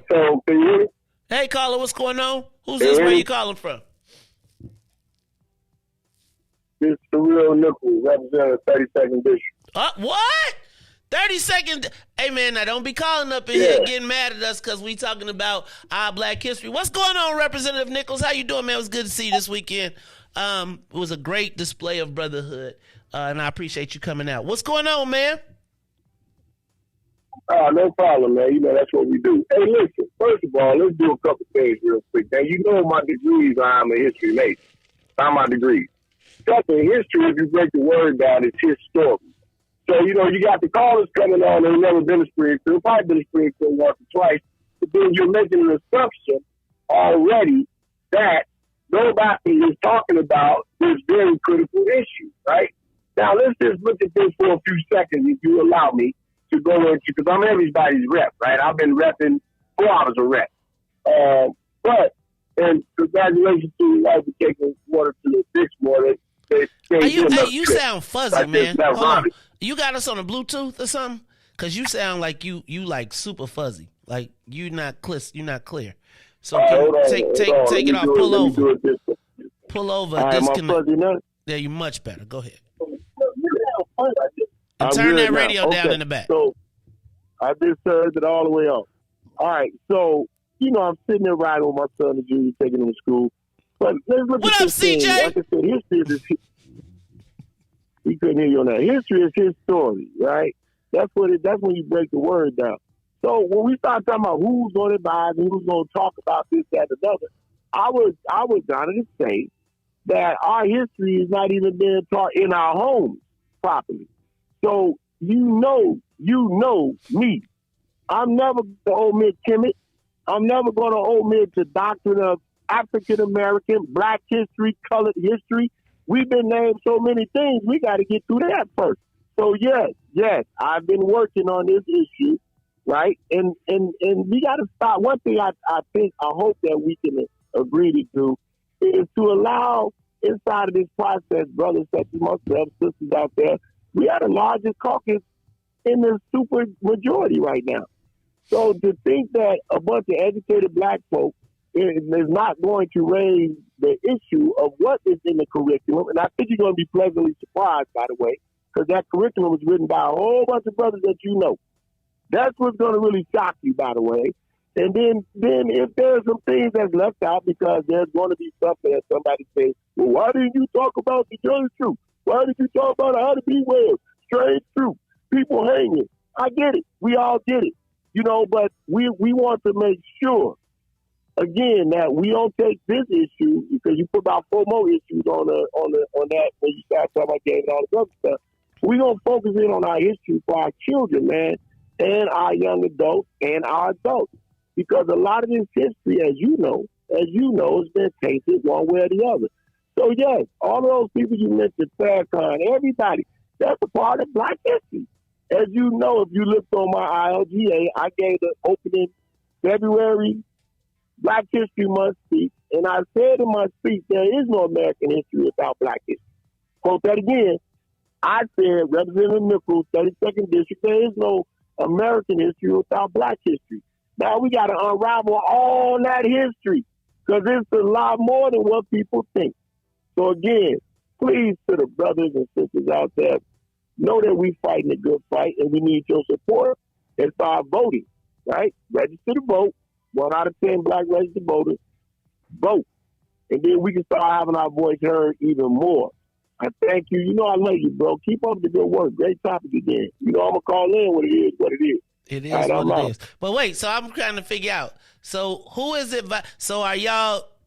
I want to know who is advising J.B. Pritzker on this fight right now, and is this a priority in the fight for this AP class? Is he still there? Okay, so that's kind of like, I don't debate that there is going to be a Black history class, but please tell me, and this is what I want from JB, right? I don't really want to hear about what JB Pritzker got to say about Black history and what fight he's having, because we are really political pawns in that. And again, I feel like it's like, how you gonna have this fight, fam, and you just got through cutting us out of everything? Do y'all realize every month is $300 million made in gaming, and ain't nobody talk about that? Like, that's Black. That's not Black history. It is Black history. Because whenever there's an opportunity for us to economically advance, we get cut out. Carly on the Mays Jackson Show. What's up? Good morning, my son. Good morning, Sister Zakia. How you feeling this morning? I'm doing okay. You had to come up off your tune-in app. You must have had to come up off your tune-in app. You know I had to come up off of it. I got it. Listen, Mama D was on the money this morning. And I mean, when she said hallelujah, I had to say hallelujah back. But here's to answer your question. Remember, JB has that secret reparation commission. Remember, the sister was on there informing us and gave us some of the names of some of the people on that reparation commission, and one of those people has ties to slavery. That's on that commission. Remember? Yep. Do you remember that? I do, Mama. I mean, Sister Zakia, I certainly do.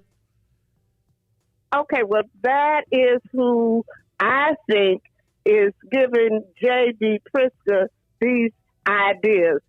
But I want to know, has any of the Black historians or Black professors been notified?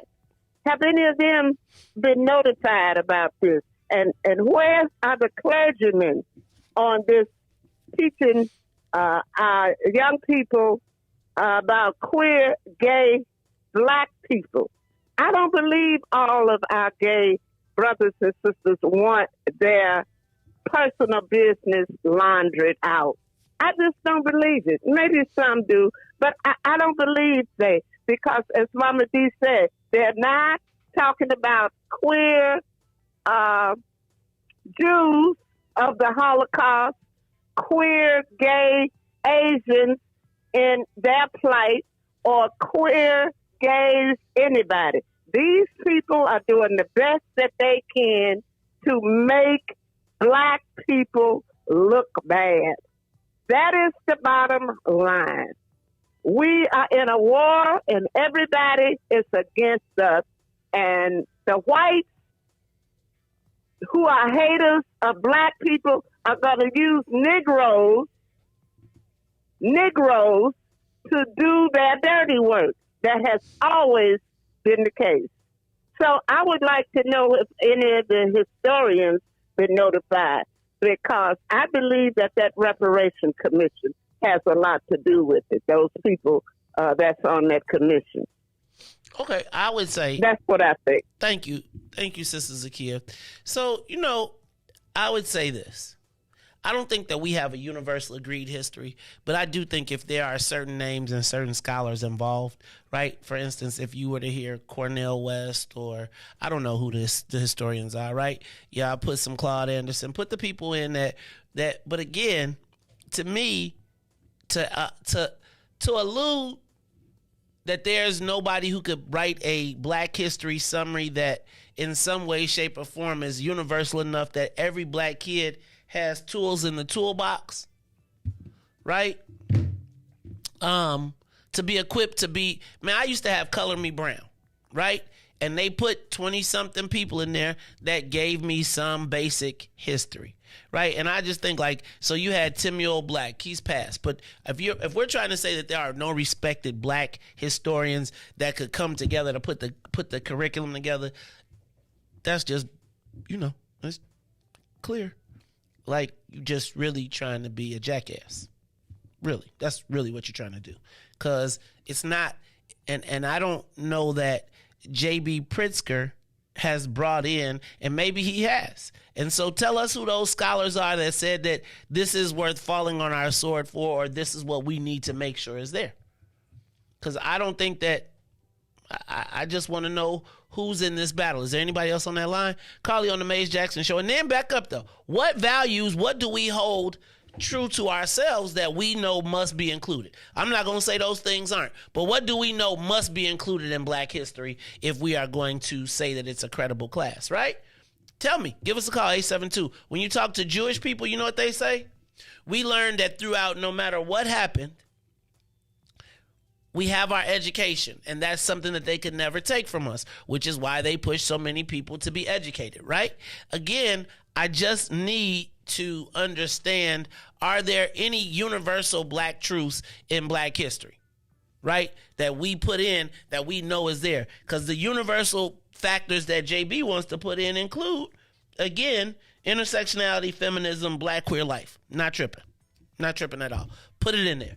But what are the things that we say must be included in our history? Caller, you on the Mays Jackson Show. Good morning, young fella. Good morning, Patrick. How you feeling? I knew who it was. Pat, I know you, man. I know your voice. What's going on, brother? How you feeling this morning? You have to whoop me, man? I don't need no whoopings this morning, but go ahead. I'm ready. No, they sprung a new term on me, this intersectionality. What the hell does that mean? Intersectionality means it is the intersection between black life, queer life, and how all of these things work together to help oppression, right? So it's that merger. It's the merger of black history with gay history, with LGBT, and all of those different things. And it's how all the oppressed people are interlinked, and their struggle is the same.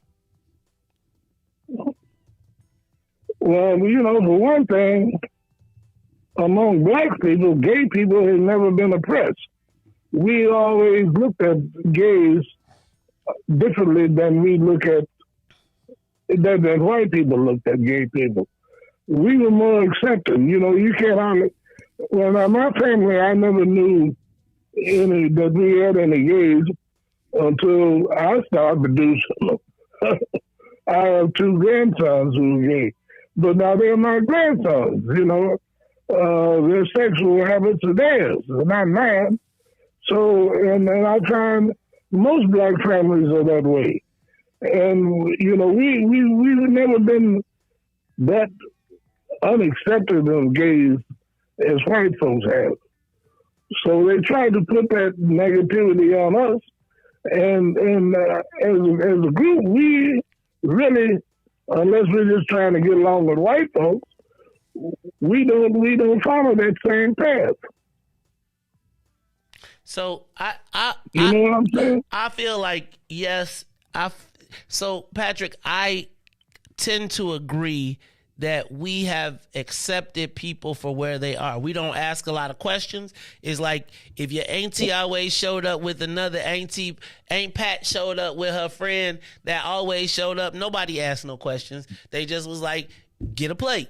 Now, is there homophobia in the world? Yes, but I don't think it's any more prevalent or predominant in the black community. Quite frankly, oftentimes that's why they came to our communities, because we were accepting and we did let you come do what you wanted to do, and you can hang out and you can be free where you couldn't be in other places. Let me give you the official definition of intersectionality. The interconnected nature of social categorizations such as race, class, and gender as they apply to given individual or group, regarded as creating overlapping and interdependent systems of discrimination or disadvantage. So, right, like it's kind of how it's the co-oping of our struggle, in my estimation. Thank you, Patrick, for your call. Anybody else? That's it? Call you on the Mays Jackson Show. What are the values that black people feel must be included in black history? Like, I'm not taking away from this, but JB is obviously getting advice from someone. What are they advising must be taught in black history? What do you think, caller? Good morning. This is Katie. Hey, Katie. I have been to the Holocaust Museum in Skokie a number of times. I've been to the one in D.C. a number of times, and I've taken the tour, and not once did they start off or even mention intersectionality or anything about the trials and tributes. They didn't separate the gay Jewish people and their problems from the Holocaust. I never attended not one lecture, not one where they talked about it. Never. So let's start with the Jewish history and rewrite their history, and let's start talking about the gay Jewish people and what happened with them and how they felt. Let's bring that out, separate that out, and talk about that. Let's start there.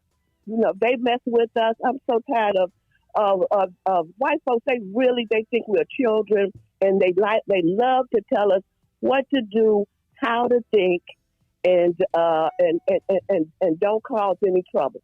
That's what they want us to do. Okay. So that's my comment on that this morning. Thank you, Katie.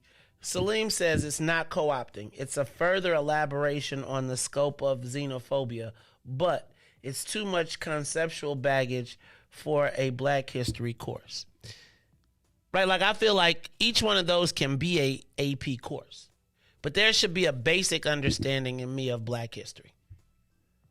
Probably a list of firsts, how they got there, and as you tell their story, then you can add those pieces. But I'm not against anybody. I'm just asking, what are the things that we want in the class? I'm not, obviously JB has certain things he wants in the class. I'm not against that, right? So I don't want anybody to take this show because you know they're going to clip it and be like, I was anti. I'm not. My question really is, what are the universal truths of Black history? Right? Can one of those be that we will never agree that we were immigrants too?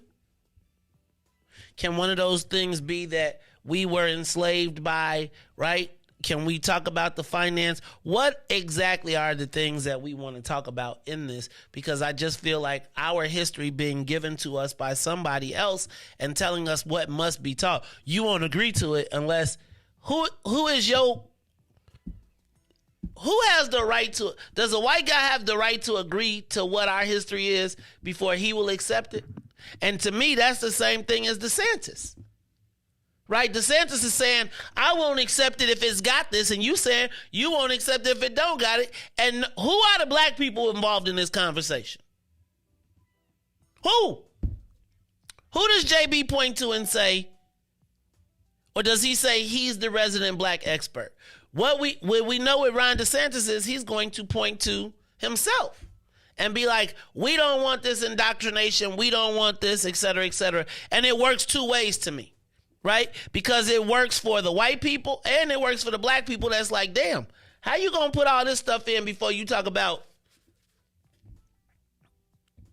maybe there is no importance, maybe there is no uniformity in our history. But I think it's interesting to me that this is a national debate, two white men debating black history and what should be taught in black history. Right?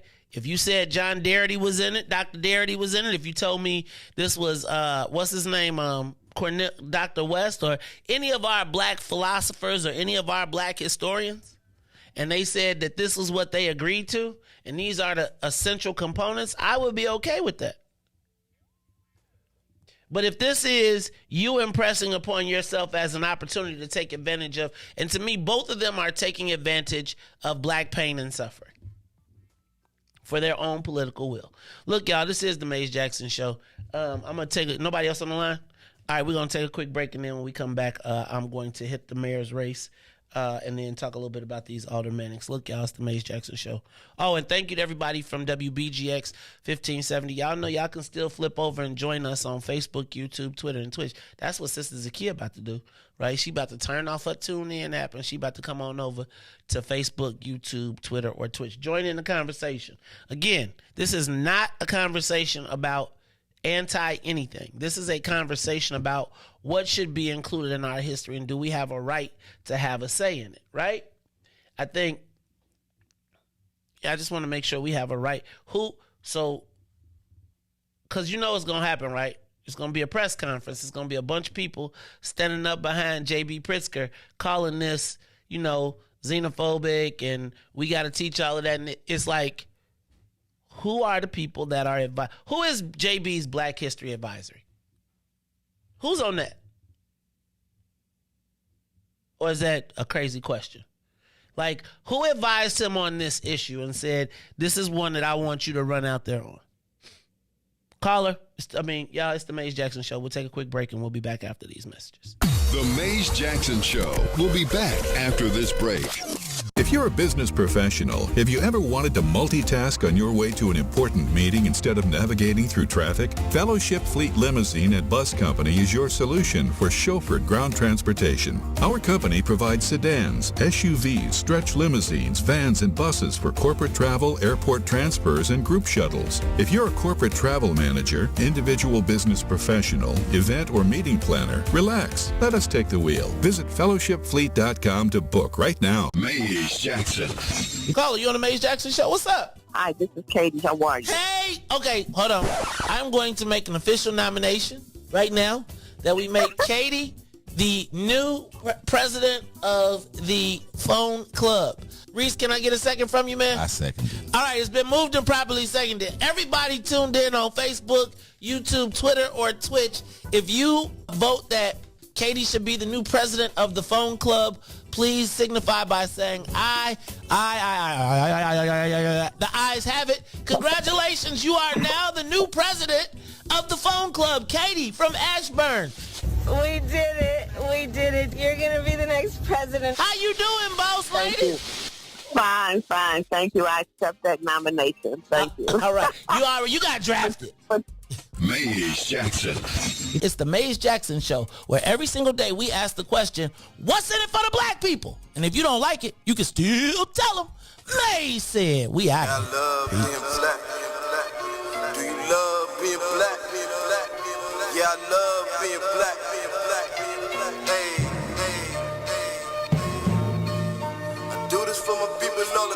flow. Hey, hey, it's break.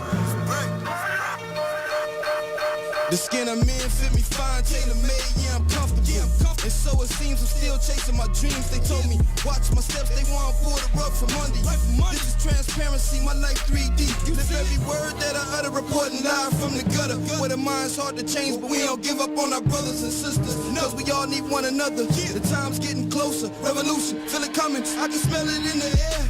Inhale it, let it embody you. Because chances are the cops pull you over, they body you. Plus we don't trust each other, so that's just another obstacle. Why jump hurdles to make a change? It ain't optional. Olympian mindset in this booth with my binoculars. I see my vision getting clear, just as what a prophet do. My music touch the people's soul, black power gospel tunes. So many styles, watch me kick them like they soccer moves. Falling rank and file, this is my platoon. Soldiers at attention, ain't no Willie lynching. This the program, who they think they kidding? Reinvent the system, total reconstruction of our mental stigma. This ain't a game, boy. Still they think I'm talking about Nintendos, that's a shame, boy. Augment reality, better fix your brain, boy. I love my people, hope they love me black. I'm going hard and ain't no holding back. Watch me react, I put my fist up in the skies like a beacon for believers that one day we return to our greatest if we seek it. All the glory we can obtain it, keep reaching, keep reaching. I'm painting this picture, I hope you see it. Guess what the theme is? I love being black. We turning up, I love being black. Say it loud, man, I love being black. One more time, I love being black. Hey, hey, hey. Well, how about you done seen these tunes too? Customize for you a little something you can groove to. Feeling good about yourself, melanated, mood muse. Always service humble pie, we don't care about who's who. Light brown or dark skin, this right here's for you too. We are the gods of the earth, living proof truth. Say it loud, if you black and proud, I salute you and that's a fact. Where you at? Let me hear you say it back. I love being black. We turning up. I love being black. Say it loud. Man, I love being black. One more time. I love being black. Hey, hey, hey. Super melanation, renovation of our databases. Gotta fix the trinity to make it past the matrix. There's a rabbit in the hole. No decision, you gon' chase it or just shut up for complacency. Here's your motivation. Black power in your veins. Up to us to build a nation. European mental detox completely we erase it. Cause you can't keep fighting over old information. Probably bring it right back if you love being black. I love being black. We turning up. I love being black. Say it loud. Man, I love being black. One more time. I love being black. Hey, hey, hey. I do this for my people all across the map. Even for the ones who don't identify with being black. Hebrews the best elixir. Go ahead and try your batch. It's true serum, I let loose spirits. The ancestors speak to me. I spit the truth. Hear it. Broken souls here to re-engineer them so that they fearless. This precious atmospheric as the hell is spinning. Trying to strategize a way so we can start winning. It begins with pride of yourself. Embracing this feeling. Say no new friends. That's what happened to the village. Too much individualism. It's easier to pillage. I'm just making this appearance for coherence so you can understand what we up against. Hit the reset button, switch covenants. It's my contract to the people that I'm publishing. It's a new era, hood to hood, feel the power and I'm loving it. Turn up, net turn up, strapped with the black burner. Murder, murder, keep sleeping and I shoot up your server. Corrupt the service, second 5, man, it's time to purge them. We waking up and that's what got them nervous. I love being black, we turning up. I love being black, say it loud. Man, I love being black. One more time, I love being black. Hey, hey, hey.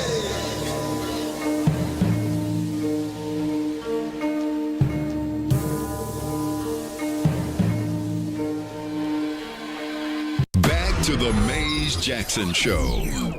You are listening to the most dangerous show. This is What's in It for the Black People Radio. Mays Jackson. Mays Jackson, the most vociferous advocate for black people in the world. For Ruthie Moore, for Ty Stroger, I am the host of the Mays Jackson Show, asking every single day, what's in it for the black people? And if you don't like it, you can still tell them Mays said, Mayor Lightfoot, man, we ain't accepting that.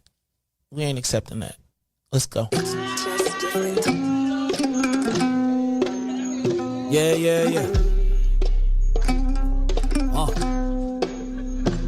Let's get down to business and go ahead and address the facts, man. Lightfoot seems more lesbian than black. Rahm Emanuel's another case, he was just as tired. 50 closed schools left much to be desired. Police had Anjanette naked on that body cam. They suppressed the footage so it couldn't touch a lot of hands. Reminds me of that 16 shots in that cover-up. Both of them similar, so I went and dug it up. George Floyd killed, a lot of riots happened in the town. Southside burned and they wouldn't let them bridges down. Grandmother sick, need a prescription and plus a couple groceries. You gon' have to travel just to get it now. COVID-19 out here shutting all the business down. Not enough SBA loans to even give around. So many failed businesses that you could put them in the pile. If you don't survive the pandemic, it's gon' sit you down. We sing, dance, play ball, entertain, and crack jokes. Government infested black neighborhoods with crack smoke. System that milked us so bad we got lactose. Still trying to find out what's in it for us black folks. We sing, dance, play ball, entertain, and crack jokes. Government infested black neighborhoods with crack smoke. System that milked us so bad we got lactose. Still trying to find out what's in it for us black folks. Shout out to Willie Wilson, hope one day you get to send it. We need some different players in the game to handle business. Too many shady characters like Madigan and Blago. But when you really break it down, it's typical Chicago. City full of gangsters, it's what the land was built on. Same streets with hood legends DNA get spilled on. Carjackers out here lurking trying to get they steal on. Looking for a block to put them Hellcat wheels on. Let us give bogus appraisals a red line. Car crackers out here getting minimal fair time. And I'm concealed carry, I stay with the pipe. But Illinois gun laws giving minimal rights. Stay up on the swivel, make sure I'm moving tight. Check all of my mirrors when I pull up to the light. Pick my homie up from out of town, man, he caught a flight. He was hella nervous, told him, shorty, this a way of life. We sing, dance, play ball, entertain, and crack jokes. Government infested black neighborhoods with crack smoke. System that milked us so bad we got lactose. Still trying to find out what's in it for us black folks. We sing, dance, play ball, entertain, and crack jokes. Government infested black neighborhoods with crack smoke. System that milked us so bad we got lactose. Still trying to find out what's in it for us black folks.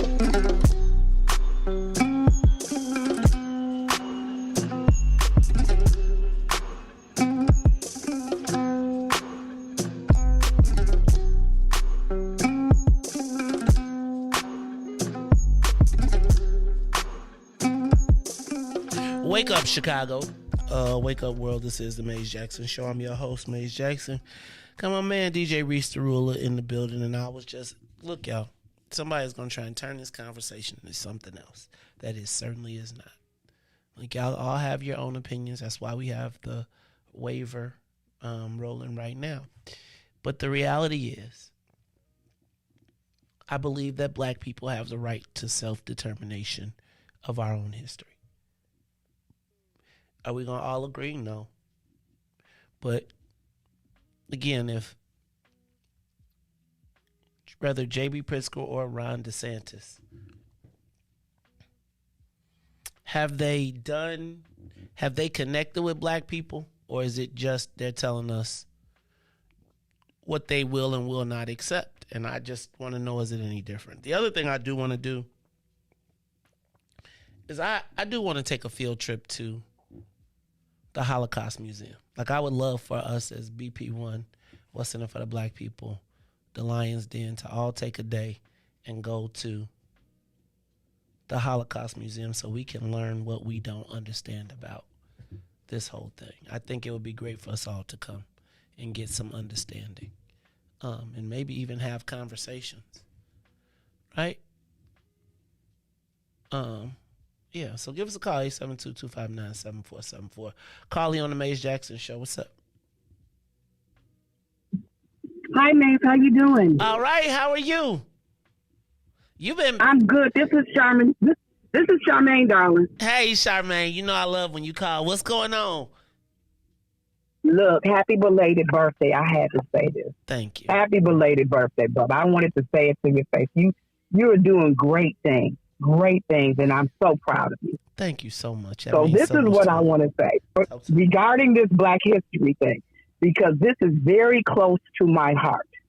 My daughter went to a school that was culturally connected in Atlanta. It was called Black Star. And if you know anything about the Black Star, you know that was the ship that Marcus Garvey named to take African Americans back to Africa. And I believe it was Liberia, right? So this school was very culturally connected. They had an after-school program called AHAP. which was after school studies for African children, okay? So I want to start off by saying this. Marcus Garvey said, race first. When the SPLC tried to come to him and say that the NIA should be an organization for Christians, he said no. Because black people, even though he was a staunch Christian, he said black people are not dying because they're Christians. They're dying because they're black. So it's race first. So when we're approaching African American history, it needs to be about race, not anyone's sexual preferences or sexual behavior. That has nothing to do with our history. So I'm very much against that. Dr. Neely Ford said that in 1984, they were going to start marketing homosexuality to the black community for population control.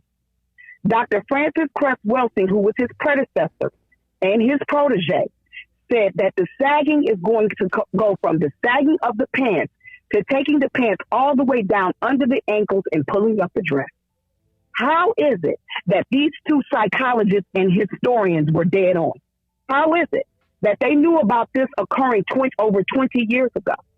We have plenty of black historians. We have Dr. John Henrik Clark. We got Dr. Ben. We got Dr. Ivan Van Sertima. But our history has already been written in the book, Sheikh Anta Diop. And if they are not taking our history from these people, then they're doing it with an agenda because they're not bringing in the truth about our history. It is about race first. It is about our accomplishments first. We need not start at slavery. We need to go back to the glory. Okay? So that's my position on what they're doing with this history. It's another agenda. It's not about us. And it's warfare. And I'm tired of it. Because when it comes to the children, if they don't know who they are, they don't know where they're going. And they don't know how to get there. So this is a very passionate subject for me because I don't play with kids. That's why my daughter and my son are very clear about who they are. And they love themselves. And they love their history because they know their true history. So thank you, Mays, for having this subject today. I appreciate you. But I'm serious about this subject. And we need not allow them to steer the course of our baby. Man. So I was very loath to have this conversation because I feel like it's going to be very easy for them to try and then again timestamp it, date it, mark it. That's why these are all just thoughts and opinions, are not necessarily the opinions of the Mays Jackson Show. But it just seems to me that this is how we get boxed out of telling our story. So I just want to tell you, then there's going to be the next step to this, right? It's just like we first started allowing them to say that we was black and brown. Now we all immigrants too. We all came here looking for something, and it just becomes this morphosis that then when you talk to your kids be like, what do you mean ain't nobody?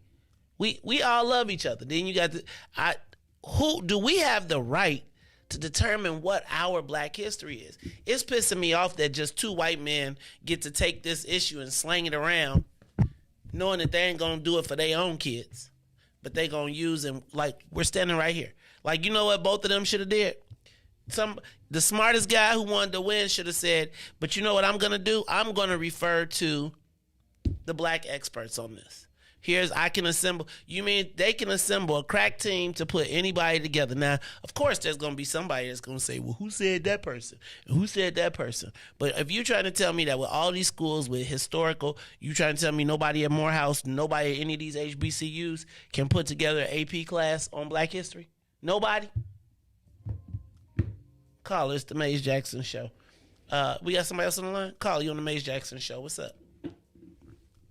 Morning, Mays. How are you? What's up, me Kizzo? How you feeling, darling? I'm okay. So, listen. So, in all honesty, basically, we also looking at this the wrong way, too. Out of everything that has happened to us, our ancestors, and I'm talking about us in the present day, and our ancestors, if we prioritize, you mean that goes at the top of the list? Will you teach it our children? Or is that their way of pretty much trying to whitewash our history and have our children looking left when they should be looking right? You get where I'm going with that? They do that so much to us, to where they have us spinning, and it's divisive. And as long as you keep us divided, we can never get together and push for anything, right? So we have social issues, but you mean to tell me everything that's happened to our ancestors up to us to this point, there is no other subjects that should be prioritized? We have to think about that. So I remember when my youngest, she's a junior now, going to be a senior at UIC. They had a Hispanic teacher teaching our children in Learn 8 that Nat Turner was a murderous maniac. So you can imagine me and going up to that school. And I say all that to say this: when I asked him about his history and that people's fight for freedom, guess what? He shut the hell up, okay? And I told her, and by this time, we meet with everybody. We meeting with their board and everybody else concerning our children and what is being taught. We have to watch and be very vigilant who gets up on our children. And they co-opting them from grammar school with these little after-school classes, and these little groups want to come in and do their charity work. BS. And we have to be mindful of it. So no, J.B. Prescott, and why are we asking? They have taken a fight out of us so bad. We shouldn't be asking damn white man, should we? And Master May I? No! Go sit your ass down somewhere and worry about the history of your people and let us take care of ours. Just as simple as that. I'm done, Maze. All right. That is Tamiko Hope. She is the president, the immediate past president, state president of What's in It for the Black People. Look, y'all, this is the Maze Jackson Show, and I really, all I want is the right of self-determination. That's really what I want. I don't want J.B. Pritzker to, I think there should be, if there is an advanced placement Black History class, I just want us to have some level of confidence in the person that wrote it. Excuse me. I'm not suggesting anybody should be written out.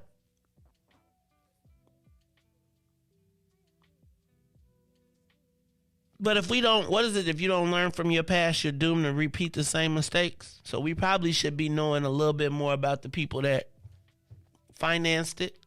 If we gonna talk about it, let's talk about it all.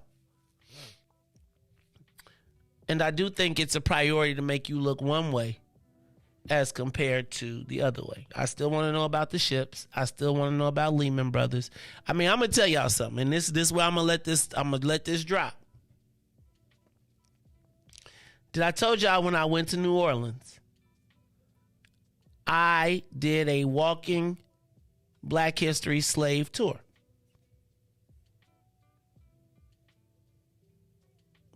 And if we were to take that historical tour and overlay it over the country, there's a lot of people trying to tell us what we should be talking about because they don't want us talking about what they did.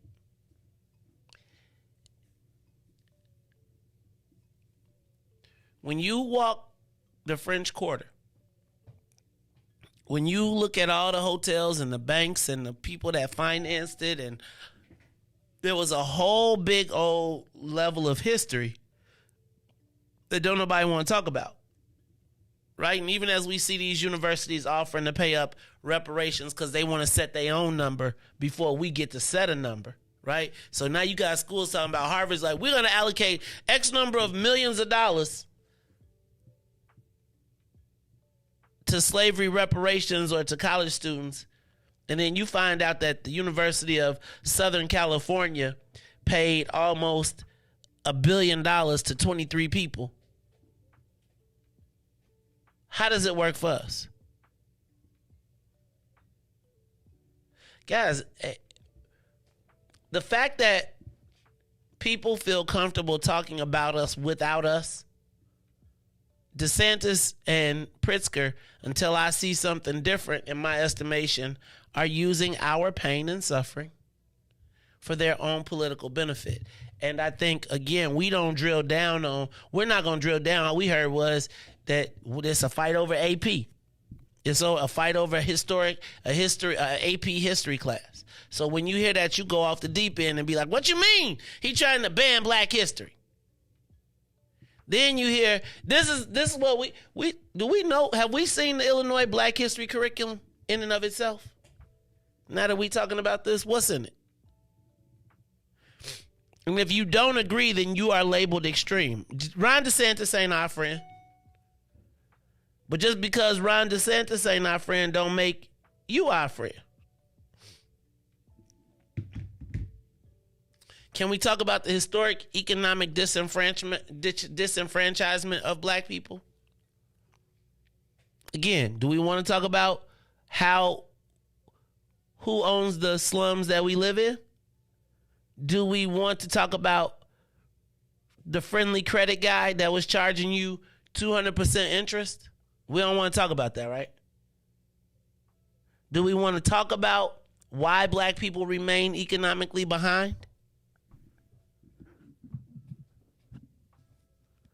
Do we want to talk about who owns the payday loan stores in our neighborhoods? And the pawn shops and the positioned as our friends? But I'm sure if I start talking about that, then I'll start getting labeled. But I guess my question is, who gets to determine what history we talk about? And should we be determining that, or should people who have a vested interest in taking certain parts out so that they can be perceived as our champions as compared to an extension of oppression? But part of this is why, Riis, I got to quit doing the show. Because you know what'll happen? Y'all will read that you will do that, and guess what will happen? It will be 90% black folks being like, what are you talking about, black history? That don't make no sense. Donald Trump. How much do they care about your kids, and what is important to making sure your kids know? Your children know. And I would be honest with you and tell you that probably people do. Y'all crack me up talking about, you got to teach your black history at home. Man, who taught you black history? Right? Besides, you saw Malcolm X. Carly on the Mays Jackson show. What's up? Carla? Hey, Mays, it's Lucretia. Can you hear me? Hey, Lucretia. Hey, you saw my list, right? You saw them 100 places you could go for $100, right? No, I have to check you that better out. go back, because you was on there like, see, Mace, they're laughing at you. Nah, they put a list together over damn near 100 places. Y'all millennials better. The wages ain't keeping up. Y'all got to quit working. Why? So y'all cannot work? Anyway, I'm just playing. Hey, Lucretia, it's good to talk to you. You know, I was thinking, and you know, you keep coming up in this conversation because of what happened with your reparations commission, and the lady feeling comfortable enough to tell you, you better well, you know what she said. So what's up? Talk to me. Well, yeah, I'm going to keep my comments very brief about the state commission because I'm not in tune with what's going on. I think that there are a couple of problems here, and I agree with you. We should be having our historians at the forefront of deciding what programming or what information or key people that we want to focus on for Black history education. It should not be white men telling us what we should be paying attention to, right? But I do have to say that I agree with Kamiko that we have to take responsibility and ownership of our education.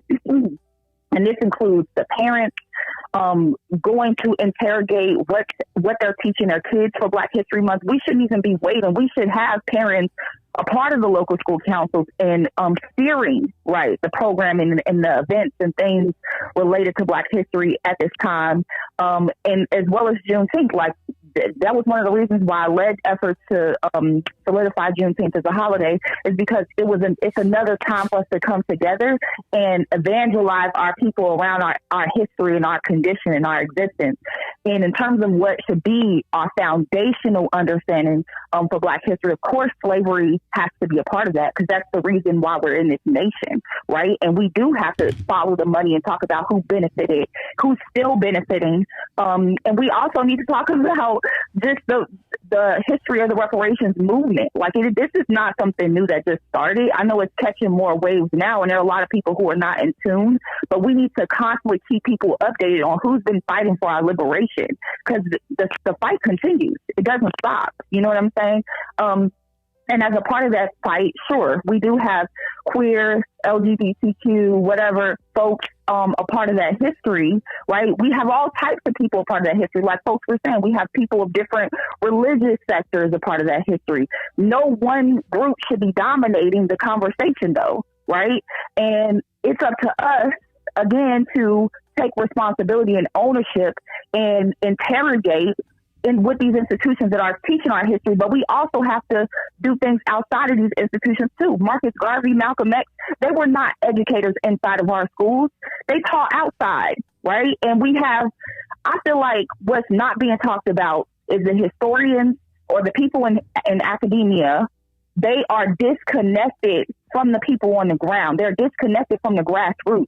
And that's how you get a Tariq Nasheed, somebody who didn't even graduate high school, producing all these documentaries about our history. And yes, some of the information may be valid, but Tariq is also, devoted to make money for himself, right? He's enriched his own pockets. But where are people who have studied this, who have PhDs in African American studies? Why aren't they more at the forefront? I really don't know the answer to that. But I hear you that we should be uplifting them, and they should be the ones steering these conversations. But with the community, can't do it without us. And that's all I have to say, man. All right. I appreciate your call. That was a good call. I feel like that's my point. Like, I know it's like people want, like, it ain't got to be the Dr. Umar Johnsons. It ain't got to be the famous get everybody hype people. It could be academics who have devoted their life to this. Do y'all remember when my Uncle K called here? And he called because he did the history of blacks in Kentucky, and he wrote a 500-page book that let me not say nobody read, but unless you black and you care about black people in Kentucky, you probably didn't pick up the book, right? But let him have a conversation and tell you about all of the history and the fact that you got to go to Utah to the Mormons and sit down and track your history and go through all of it and understand the genealogy and putting those great minds together to be able to say, here is our comprehensive history. Like, I got a book out there called The History of Chicago. It's an encyclopedia, but it tells you about all of the history. It's way too big to be a class, right? But I was just thinking about how big that book is with just 3 people working on it.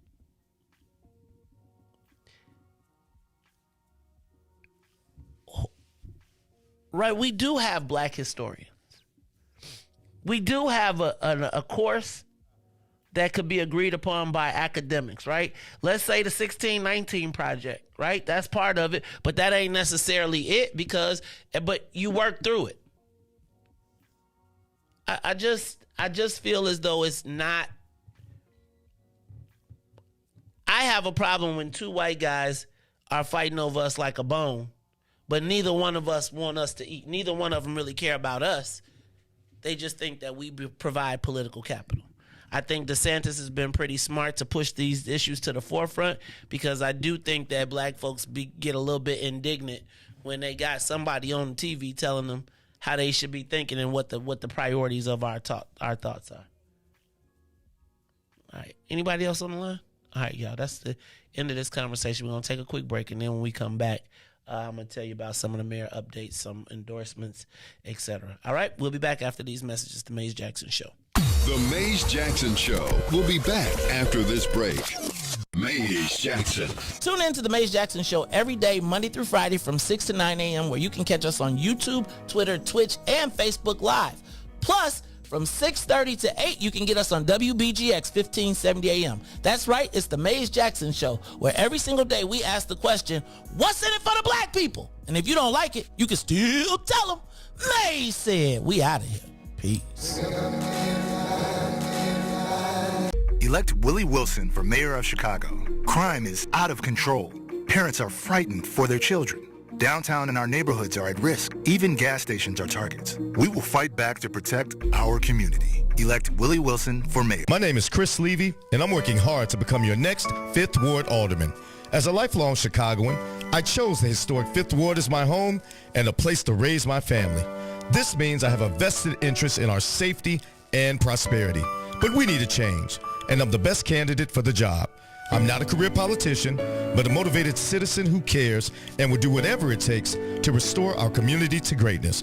My name is Chris Levy, and I want to drive change. Please punch 60 and vote for me for 5th Ward Alderman. My name is Chris Levy, and I approve this message.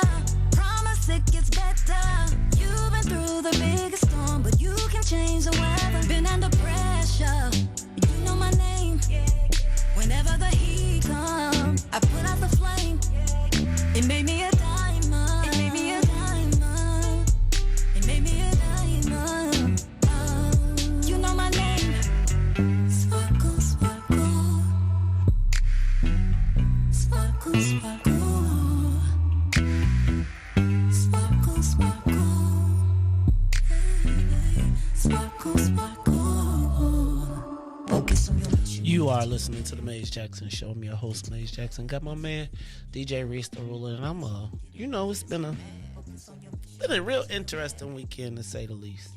Lot going on, lot to think about, lots and lots going on. Anyway, caller, you on the Mays Jackson Show. Where are we with this? Should we have a standard Black history, and who should draft it? I see two white guys talking about what should be part of the Black History Advanced Placement, and I don't see any black people involved in the conversation. What am I missing? Caller, you on the Mays Jackson Show. Shalom. What up, King? You about to tell us because we call ourselves colors in the crayon box. That's why we can't get no answer. So as long as we call ourselves crayons in the crayon box, then we ain't gonna never get ahead. And so they could pick which color they want out the box. Talk to me, King. Get me right. Hallelujah. I'm glad I listen to you. I'm glad I'm getting you listening to me. I'm telling you, man, we ain't gonna get this about nationality. Japanese got Japan, Germans got Germany. These people got. You might want to mention a disclaimer. It's up. I already got it rolling. Hold it, dog. Hold it. Okay. Look, we already know who you talking about, right? They have Israel. Okay, go ahead. Jews stole identity. Hollywood stole identity. Did you see Ten Commandments and all that? Charleston Heston, Moses, and the other lady, Queen Elizabeth. Elizabeth Taylor. Man, come on. Everybody ain't gonna make it though, man. I guess there's only gonna be 144,000 to wake up, man. And then they got a brainwash. Man, I mean, I'm glad you listen, brother. But they said if I could convert one, I did my job. Because some of these people just ain't gonna listen. Black, my tail, man. That's a color, not a nationality. Shalom. That's the king calling us up to make sure we know that we got to stop calling ourselves crayons out the coloring book. Man, Riis. I just, I'd be like, we're standing right here. We're standing right here. And people be talking about us like we ain't here. Today's issue is when you be saying like the things or like when people. So okay, so first off, it looked like is like a badge towards like homosexuality. So I get you, but I'm just saying that this is what it like. This is how you think. This is how people will like turn. Okay, we'll use it like he said because when you named 3 issues and the only issue that was spoken about, what I'm saying, was the LGBTQ community. So people can look at it in that way, and then in today's world, it's kind of hard. That's like a fight that you can't really win against because if you say something, it's like you're against it. Okay, so JB said he will not accept it if it is not if it doesn't include intersectionality, feminism, and queer black life.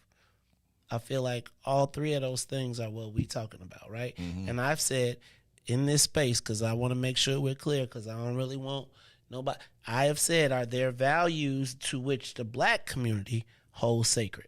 Now, in the process, what has evolved out of this conversation to me is someone else deciding what are the things that have to be prioritized in our situation. I am not suggesting that we don't have black history. We don't have black. I'm not suggesting that there is not intersectionality, right? But I do think that's not a black history situation. That is an American history situation. Intersectionality should be a class. We are talking about black history, right? And so when I talk about this, intersectionality should be a class. There is a class called feminism. There could be a class called queer black life. I'm okay with all of that. Do it as you want to do it. But when we come to the basics, like, are we suggesting that the basics of black history, that is what JB is saying is the priority? Correct. Right? Correct. And he knows he can say that, because of the world today. You couldn't say that 30 years ago, 20 years ago. But is he saying it for the benefit of, this is my thing. He's not. Is he saying it for the benefit of black people, or is he leveraging a difficult talking point to make sure that it looks a certain way and it feels a certain way? Yeah. So I'm clear, but what my challenge is when white folks feel comfortable using us, our history, our values to be able to justify a political hit on someone else, right? So again, when you see, and this is where we got to be smart enough to be able to say, like, family, this is not about us. This is us being used as pawns by both people. I prefaced this conversation by saying Ron DeSantis knew that he could get a double whammy in the South, particularly with racist white people and conservative blacks who live in the South. JB feels like he can then use this as his opportunity to defend black people by taking an issue that really is probably not the majority of black people what you want to know out of black history. I'm not saying that there's not there, because I've never said we should take the people out, but to then categorize them outside of their struggle being separate from the black struggle, which is part of my challenge, right? Like I say all the time, if you are black gay, you are black anything. As long as you put your black first, right, and recognize where you fit in that, because you can get all the LGBT rights that you want, but when the police officer pulls you over, guess what, fam? They not asking you about none of them other three things. They not asking you about intersectionality when you get pulled over. They not asking you about queer black life when you get pulled over. They are not asking you about feminism when you get pulled over, right?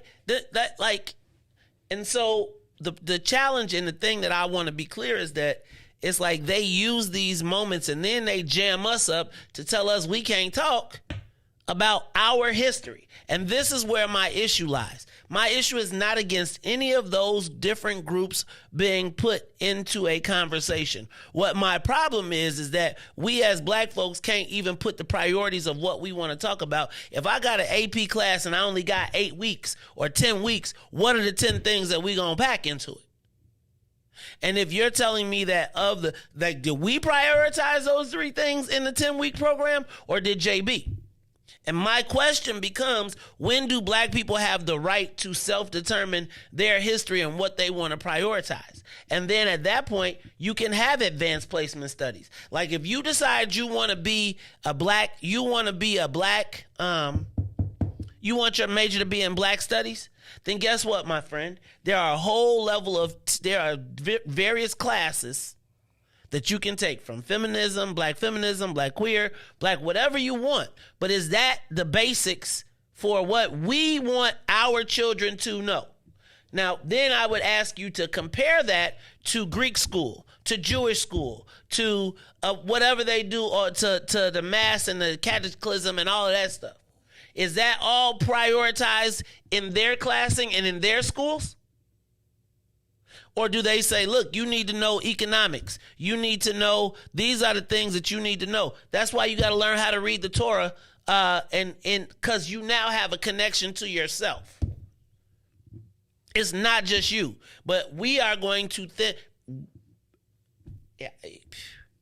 And it's like, so this is not an anti-anybody conversation. And the fact that somebody would try and turn it into that is, again, should be understanding why they're trying to weaponize ourselves. They are trying to weaponize us against ourselves. Understand that. Understand that in asking what should be prioritized in black history, and do we have the right to self-determination? Even though that probably is not a priority in any of their classes, in any of their books. And I'm not saying, somebody show it to me. And I want to see that same thing being pushed everywhere else. And I'm saying, but is that the priority of what we want out of black history? Or is that the priority of what he can use so that he can claim that he fought for black history and inclusion and then say Mays is crazy? Because that ain't the black history class that we asked for. There you go, right there. No, I mean, I'm clear. I'm so clear. And I'm trying to make it clear to our audience, because when the letters come and when they try to put it up, it's like we going to all sit around and be like, dang, that Mays, there you go with that. I'm not anti-anybody, right? I want to know who else has had that, who is determined that those are our priorities. Now, if you call me up and you say that we talked to the Black King Study Group and we got the Black Brain Trust, and they say this is what we got to be, who is informing him? Who is informing Ron DeSantis? Is that not a legitimate question? Who decided the priorities? Is any calls up there? All right, so that's all I want to say, right? Because we know that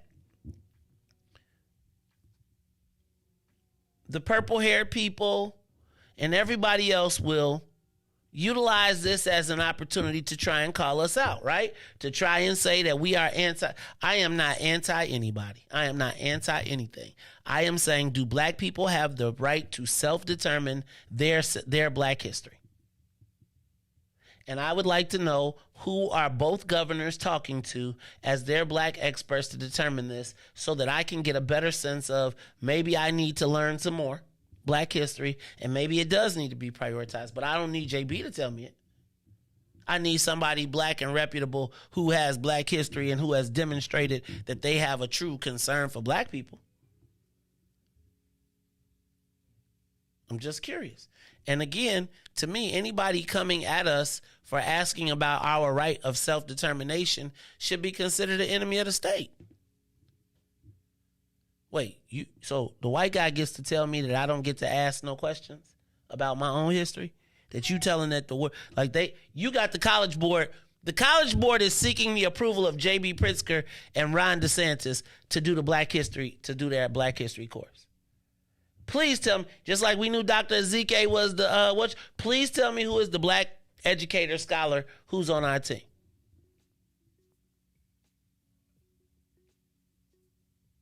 I fought to protect the rights of black history, right?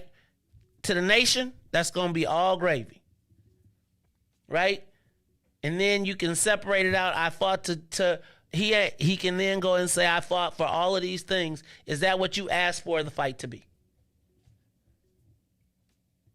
Who picks the black fights for the white guys?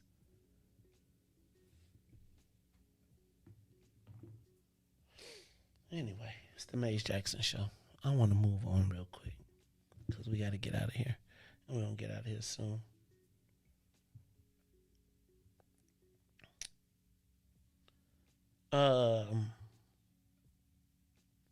So did y'all see the last week there was another new poll out that said that the two leaders in the race were in a virtual tie was Lori Lightfoot and Willie Wilson? Did y'all hear about that poll last week? So 1983, it's some group called 1983. I started talking about it, but they have now put Lori Lightfoot and Willie Wilson in the top two slots. Can I be honest with you? I don't know whose poll to watch or listen or trust, right? Because everybody's using different methodology. But what I can honestly tell you is that I like to kind of look at an aggregate of the polls. So do you know, like, I usually take out the top one and the bottom one, and then I look at the average of everybody in between. And so to me right now, as I see it, there are 4 people in the race. There is Mayor Lori Lightfoot as the incumbent. There is Mayor Lori Lightfoot as the incumbent. There is Willie Wilson. There is Paul Vallis. There is Brandon Johnson. And I think that Chewy Garcia, in my estimation, y'all, is dropping like a rock. I think that Brandon Johnson may have successfully usurped Chewy Garcia in the space of progressives and socialism. I think that Chewy trying to come to the middle probably will not work, Riis, because white folks are going to, like, Chewy trying to come to the middle and be the white moderate candidate. I don't think that that's working. I think that Paul Vallis is starting to eat up the white vote, and I think there is going to be a war in the black community. I'm not sure that Chewy Garcia is motivating the traditional Latino vote, and I don't think that. I think when he went, and I think Brandon Johnson is cleaning that up. That stated, I don't think that the old school Latino vote goes with Chewy Garcia. So right now, it seems like when you look at Twitter and you look at all these people, they're suggesting that there could be a runoff between both Lightfoot and Paul Vallis or Lightfoot and Brandon Johnson. Riis, it's getting hot out here. Let me just tell y'all what's happened since January 1st. Since January 1st, Paul Vallis has raised $2.4 million since January 1st. Chewy Garcia, $829,000. But Riis, I feel like Chewy Garcia is too little, too late. I think he assumed that he was going to be the front runner, and so he said, "Why waste any or why spend any of my money?" But I think that Paul Vallis has now successfully moved into the white people spot, and I think Brandon Johnson has moved into the progressive spot. I think that boxes Chuy Garcia out to the 5. I then think so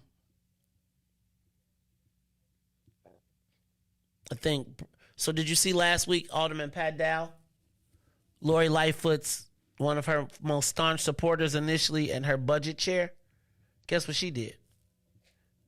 She came out last week and endorsed Brandon Johnson publicly against the mayor. So Pat Dow was the first woman to come out, from the first Lightfoot true supporter from her core. You make somebody your budget chair, that's your top 2 spots, right? Pat Dow has now left Mayor Lightfoot and is now with Brandon Johnson. Riis, the mayor says that she wants to battle. She thinks that her best chance to win is to battle Paul Vallis. Can I tell you what, Riis? I don't know that the mayor understands a black and white race.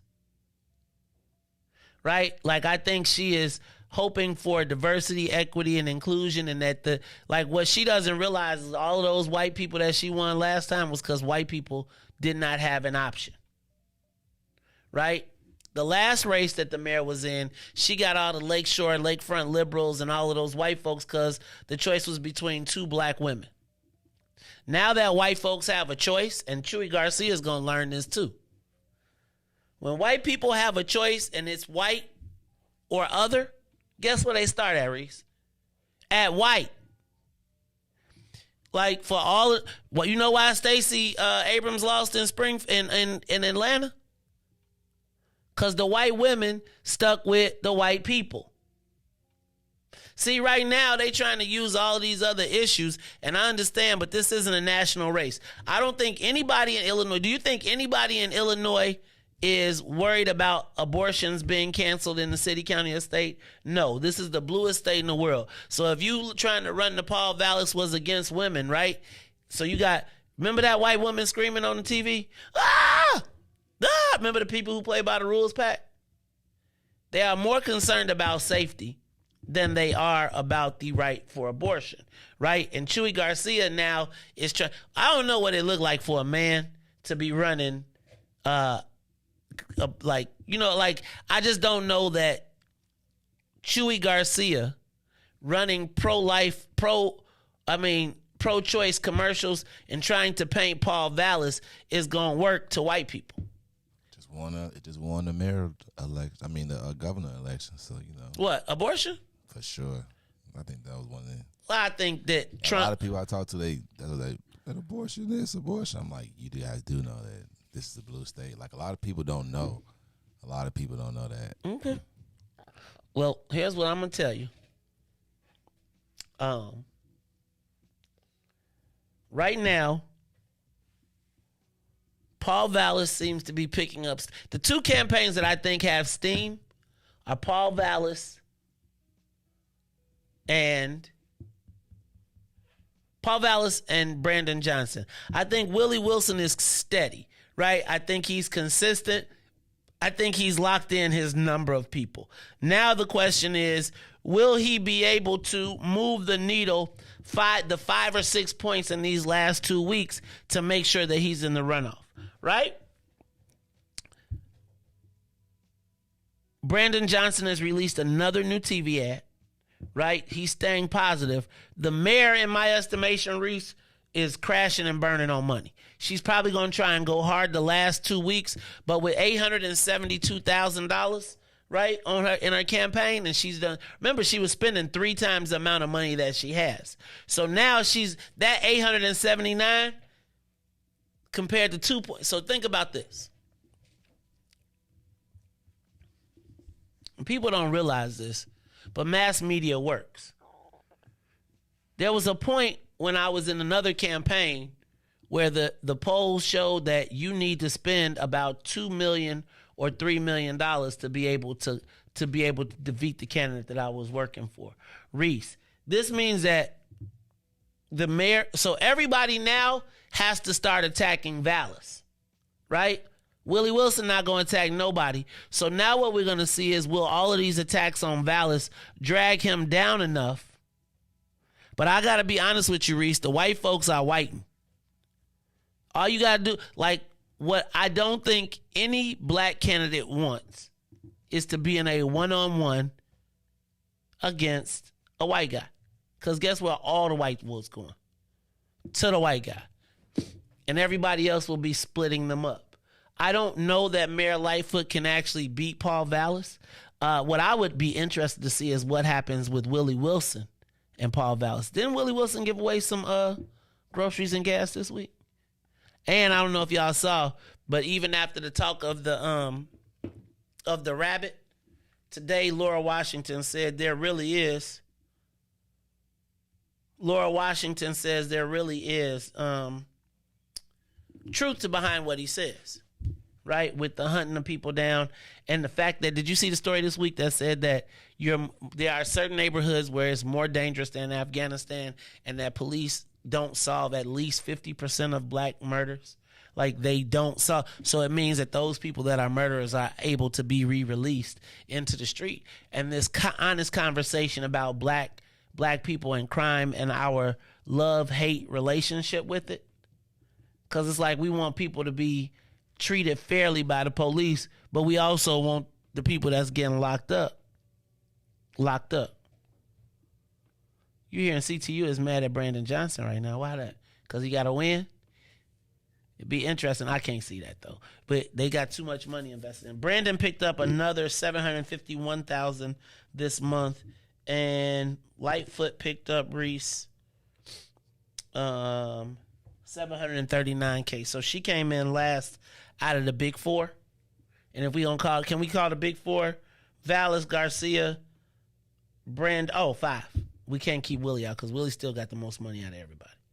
And I'm telling y'all now, have y'all seen Willie Wilson? He coming. He got commercials like he back to back, but he just he going to the wall, bro. He's sending, but he is straight crime. And so is Paul Vallis, actually. Crime. Today, Brandon Johnson is going to be at City Hall releasing his plan on crime and public safety. I saw the commercial with Paul Vallis saying that. I think is that true? The one that he be like, I'm more Republican than Democrat. Uh-huh. See, I really think that, and with the abortion, that really could hurt them, man. Especially the challenge is, do they have the money to do it and then raise themselves up? So you could drag him, but you got. So this is why I know the mayor is running out of money, right? The mayor is now running split commercials. So a commercial has her. She's like, why Chewy Garcia's bad? And now, like Riis, I think she fighting to just get in the runoff now. I think it's kind of like the white folks are solid. Willie Wilson compromised him. I saw him in the seafood market this week, too. Speaking of Willie Wilson, Riis, why don't you do me a quick solid real quick? Elect Willie Wilson for mayor of Chicago, increasing the police force, putting armed officers on the CTA, ensuring the police can lawfully chase criminals without prosecution. Take the handcuffs off the police and put them on the criminals. Elect Willie Wilson for mayor. I told you, man, my only thing about when people, they talking about the hunt them like rabbits or whatever thing, my only issue is that how our minds have been trained to really think. And a rabbit is white. That just show y'all how crazy it is that y'all minds really rabbits come in all colors. They come in all colors. You just see the Easter bunny. You just stuck on. It's black rabbits. It's gray rabbits. It's all kinds of. See how your mind just went to white? Exactly. See? You see how my mind ain't stuck on. See, but that's what I'm saying though. You see how our minds been trained to think one thing. Told you, man, you want crime to happen, and then you don't want it to happen. You want to be safe, then you don't want to be safe. Chicago. Okay. Well, I'm gonna tell you what. What I do know is this mayor's race is heating up, and I also know that these aldermanic races are heating up. A lot of people are not turning out to vote yet because it's not voting in the wards. So I think we're gonna have to take it upon ourselves to start doing some of these candidate forums, and we're gonna have to do them in a bigger venue because I don't know that the studio can hold everybody. But I think if you are a candidate and you are running for office, be on the lookout because we're gonna be reaching out to you. We're gonna start putting together some morning debates so that you can have a chance to tell your story to black folks with black questions that you can answer for black folks. Because I must tell you, when I was reading the Tribune endorsements today, I just felt very much like y'all ain't even never been out south. And if you have, you really don't know that much or you don't care that much, right? Don't know, don't show, or don't care what's going on in the hood. So anyway, y'all, this is the Mace Jackson Show. I did want to talk about Joe Biden not shooting the balloon down. Maybe we'll say that till tomorrow. You think people be looking at America like we punks now because of Joe? No, but I I think you don't shoot it down though. I think you don't shoot it down. So this is what I'm saying. So it started in Alaska. It came down off the coast. They knew it was on the coast, so it was over water at one point before they got it. Before it got. Then they flew it over all of our nuclear weapon sites. Then flew it all the way across the country. Then bounced out. Riis, we shouldn't have shot it down. No. Well, we should have done because now they shot it down. Now they trying to find it. They did shoot it down. They shot it down soon as it got, but they shot it up once it went across the country. When they could have shot it down in the Pacific, they let that sucker float all the way across the country to all the nuclear weapon sites, and then shot it down when it got to South Carolina. Joe, what was you waiting on? It was just seeing, I guess, but. That could start a war. Like you never know what's in that thing. You never know if you shoot it down, what type of stuff that they could have in it or whatnot. So I agree. Like you don't shoot it down because especially if it's over major cities or just over our land. Period. Like if you shoot that thing down and you never know it got nuclear waste all in it. Anything is possible. So. I really think you keep a mindful eye on it, and they should have probably sent a plane or something big enough to grab it and fly it out of here somewhere. But I don't. So you've been watching Batman. No, I ain't talking You was like watching that. Batman. Somebody sit there like somebody needs to show this to Joe Biden. That time Batman flew through and took all the balloons. Oh yeah, I remember that. Yeah. That's the old Batman. You doing the like Batman, right? That was right, exactly. I remember exactly what you're talking about. Who was that he's fighting? Was it the Penguin? I forget who he's fighting. But so you don't want to. Because like you don't want to explode it because you don't know what's in there. Now, if they had a visual and they knew like, okay, we didn't have a scan, we can use one of these planes that can scan it. Like, okay, there's nothing in there that's dangerous. Then yeah, shoot it down. Salim, it was being piloted from China, according to Meet the Press yesterday, and it was being flown, and it wasn't just blowing. It's like it wasn't just blowing. If you followed and if you watched the military report, they said if you looked at all the X's as to where it went to all of our most sensitive nuclear sites. Even when it was in Montana, it was going over where we keep our intercontinental ballistic missiles. Right? To me, it was like they was punking us. Like, y'all ain't gonna do nothing. And I think the fact that it became national news. Now, they said it's happened twice during the Trump time, too, right? But as it flew across the country, the challenge becomes that it was documenting and it was recording, and they said that it had the electronics and stuff in it was the length of 3 city buses. So it was not just like a balloon that was just floating around. It had propellers, it had all type of stuff, so it could be directed as to where it went, and we let it go all the way across. Now, maybe I missed something that I didn't, maybe I misinterpreted the story, but yesterday when they talked to the dude from the Senate Intelligence Committee, he said based on the information they have, it went from Alaska up through all of our stuff up north, then it came down to Missouri, right? So if I'm blowing straight across. They said that sucker flew, it went so imagine Montana coming over the Aleutian Islands in Alaska, coming through Montana, floating down, and then coming to Missouri, and then floating across and going out through Myrtle Beach. All I'm just telling you is, man, did y'all see Red Dawn, the first one? The second one was bogus, but the first one, I still remember that, man. And I just feel like it's peace through strength, right? Like, and right now they feeling like they can get away with everything. But do y'all know that balloons are now coming back because they're hard to detect? The United States has put hundreds of millions of dollars to expand our balloon program as well. So, all right, y'all. This is the Maze Jackson Show. We got callers? Caller, you on the Maze Jackson Show. What up? Caller? Hey, Maze, it's Ricky Henderson. Senator Henderson, hey, what's Maze. up, man? I'm good. Real quick on the Biden piece. Notice the Chinese response when we did finally shoot it down. They call it the act of war. So maybe Biden didn't want an act of war. I would have shut it down first day. I would have told their ass, look, you got one day to get it out of here, shut it down, let it do what it do. But, you know, you got to understand that act of war thing. And like you said, we got balloons too and drones over other people's countries. If they shoot down an American one, we're going to call it what? Act of war. So who wants war right now? On the mayor's race. I knew it was coming. Come on, man.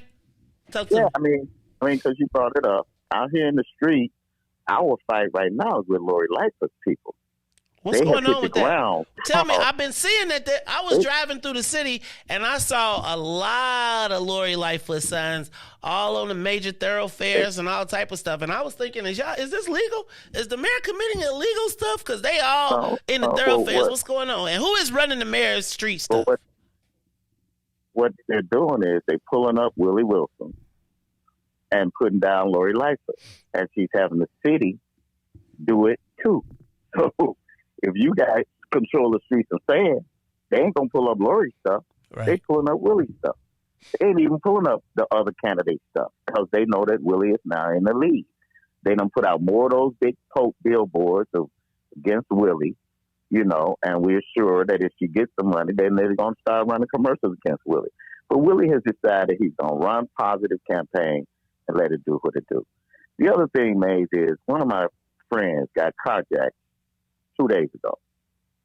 Young black kids jumped out, 3 pistols, put pistols on the wife, pistols on the kids, pistols on him. He ain't no punk, right? But he didn't want to lose his wife and his kids over his vehicle. They put guns to his head, called him an old man, just like Jamal Green did Willie Wilson. The old man, give me your and took off with his stuff. Chicago has a no chase policy. So when the police get there, they don't chase them. Oh, we can't chase them because it might be a car accident. We got a no chase policy made. And when you have a no chase policy, you said it yourself, even though we want to avoid it, we don't want our kids hurt, we don't want the police this, that, and the other. But the criminals know if I make it to the car and we drive any kind of speed, we getting away. And if you let them get away, they gonna kill somebody else. They free to jack somebody else. The girl that they done kidnapped in the car gonna get raped, gang raped, and then they're gonna gang rape another one when they throw her out the car. You gotta give chase, Maze. Now terminology, really just country boy, he used a country term. But we gotta get away. Yes, we can have justice and fairness and the police not be brutal. But we can't just not chase them down. And when I hear people like my friend, Brother Tyrone, I love Tyrone. I'm for the ex-con. I'm worried about the con. You know what I'm saying? The becoming cons, because they ain't convicted yet. But I'm saying, I'm worried about the ones that's out here. And these kids, man, they're our kids. We done lost this generation. We got to reclaim them. We got to open these trade schools. We got to give them an opportunity. But if they know Maze, because I'm with them. I'm with you. I got all kind of exes in my campaign organization. Used to be this, used to be that. Turn their life around. No problem. But they'll tell you, my nephew out of control, fam. You know, we got nephews. We don't even let them come around the office because they out of control. And if we don't face that reality, this is black on black crime. And I know you remember when, who was this, Apperstein or one of the black hair hair product people. Oh, Black on Black Love. Damn. Yes. Ed Gardner. Black on Black Love. Ed Gardner. Think about how long ago that was. And why did he do it? Because black on black crime was out of control. Compared to now, I'll take them days, dog. So we have to protect our people first. Our people first. What's in it for black people? Black people got to protect black people first.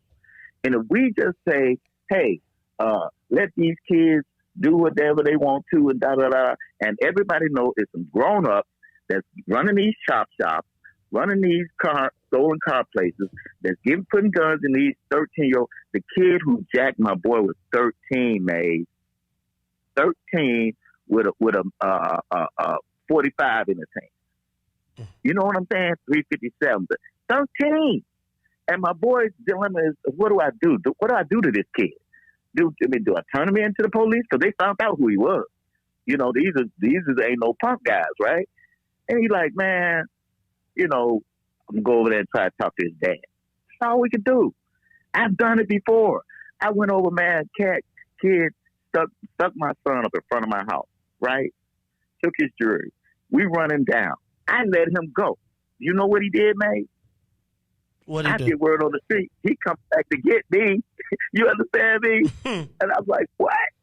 His daddy was a preacher. And I wouldn't lie on your show for nothing in the world. Daddy was a preacher. His daddy called me. I hear you having a problem with my son. I said, no, your son having a problem with me. I let him go. You know what I'm saying? I could have called the police. I could have busted a cap in him.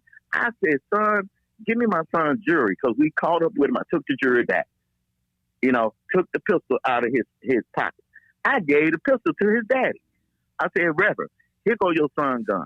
Now tell your son, stop telling people on the street he come to get me, because next time I might not be, you know, in this I love, you know, mood and whatever.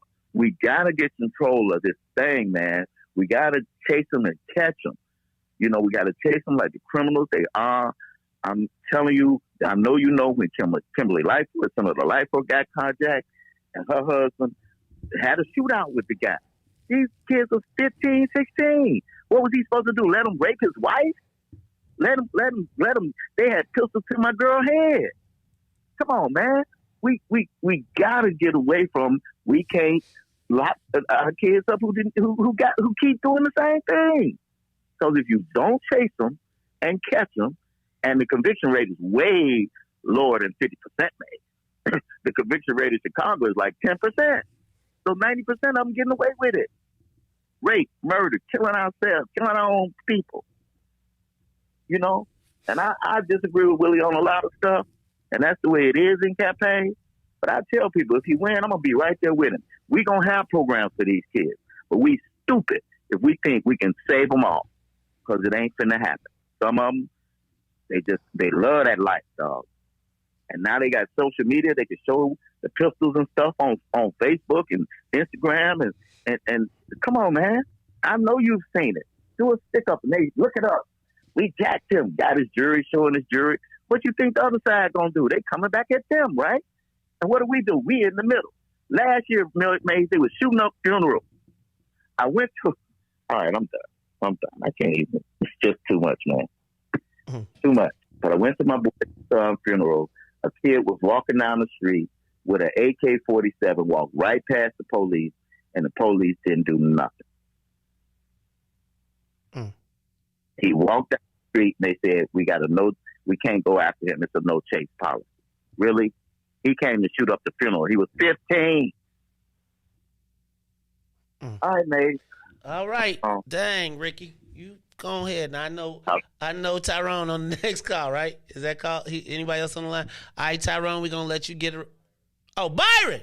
Byron, what's up, dog? You get your shit. Go ahead and get it in. We ready. Go ahead, Byron. So I really would like to talk to that guy who just... I wish you would give him my number. I'll give him your number. Is he there? I'm here, Byron. I'll forward it to him in a few minutes. We'll take it off the thing. We'll take it off and send it to him. Right. Please do that. Yeah, because we got to win this thing, because what he just spoke on was what I was telling you about a long time ago, early on in the year, about this crime. We can't move forward until we solve this crime problem.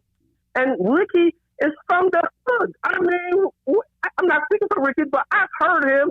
We don't agree on most, but definitely Willie Wilson, we definitely agree on. But he just spoke on this major problem in our community I told you about. It's all coming down to that crime issue. All this other stuff, abortion stuff, it's for the next I told Ruthie about was get under education, school choice, get the middle income folks, so in the middle, who want to vote for something other than crime that they don't experience the crime.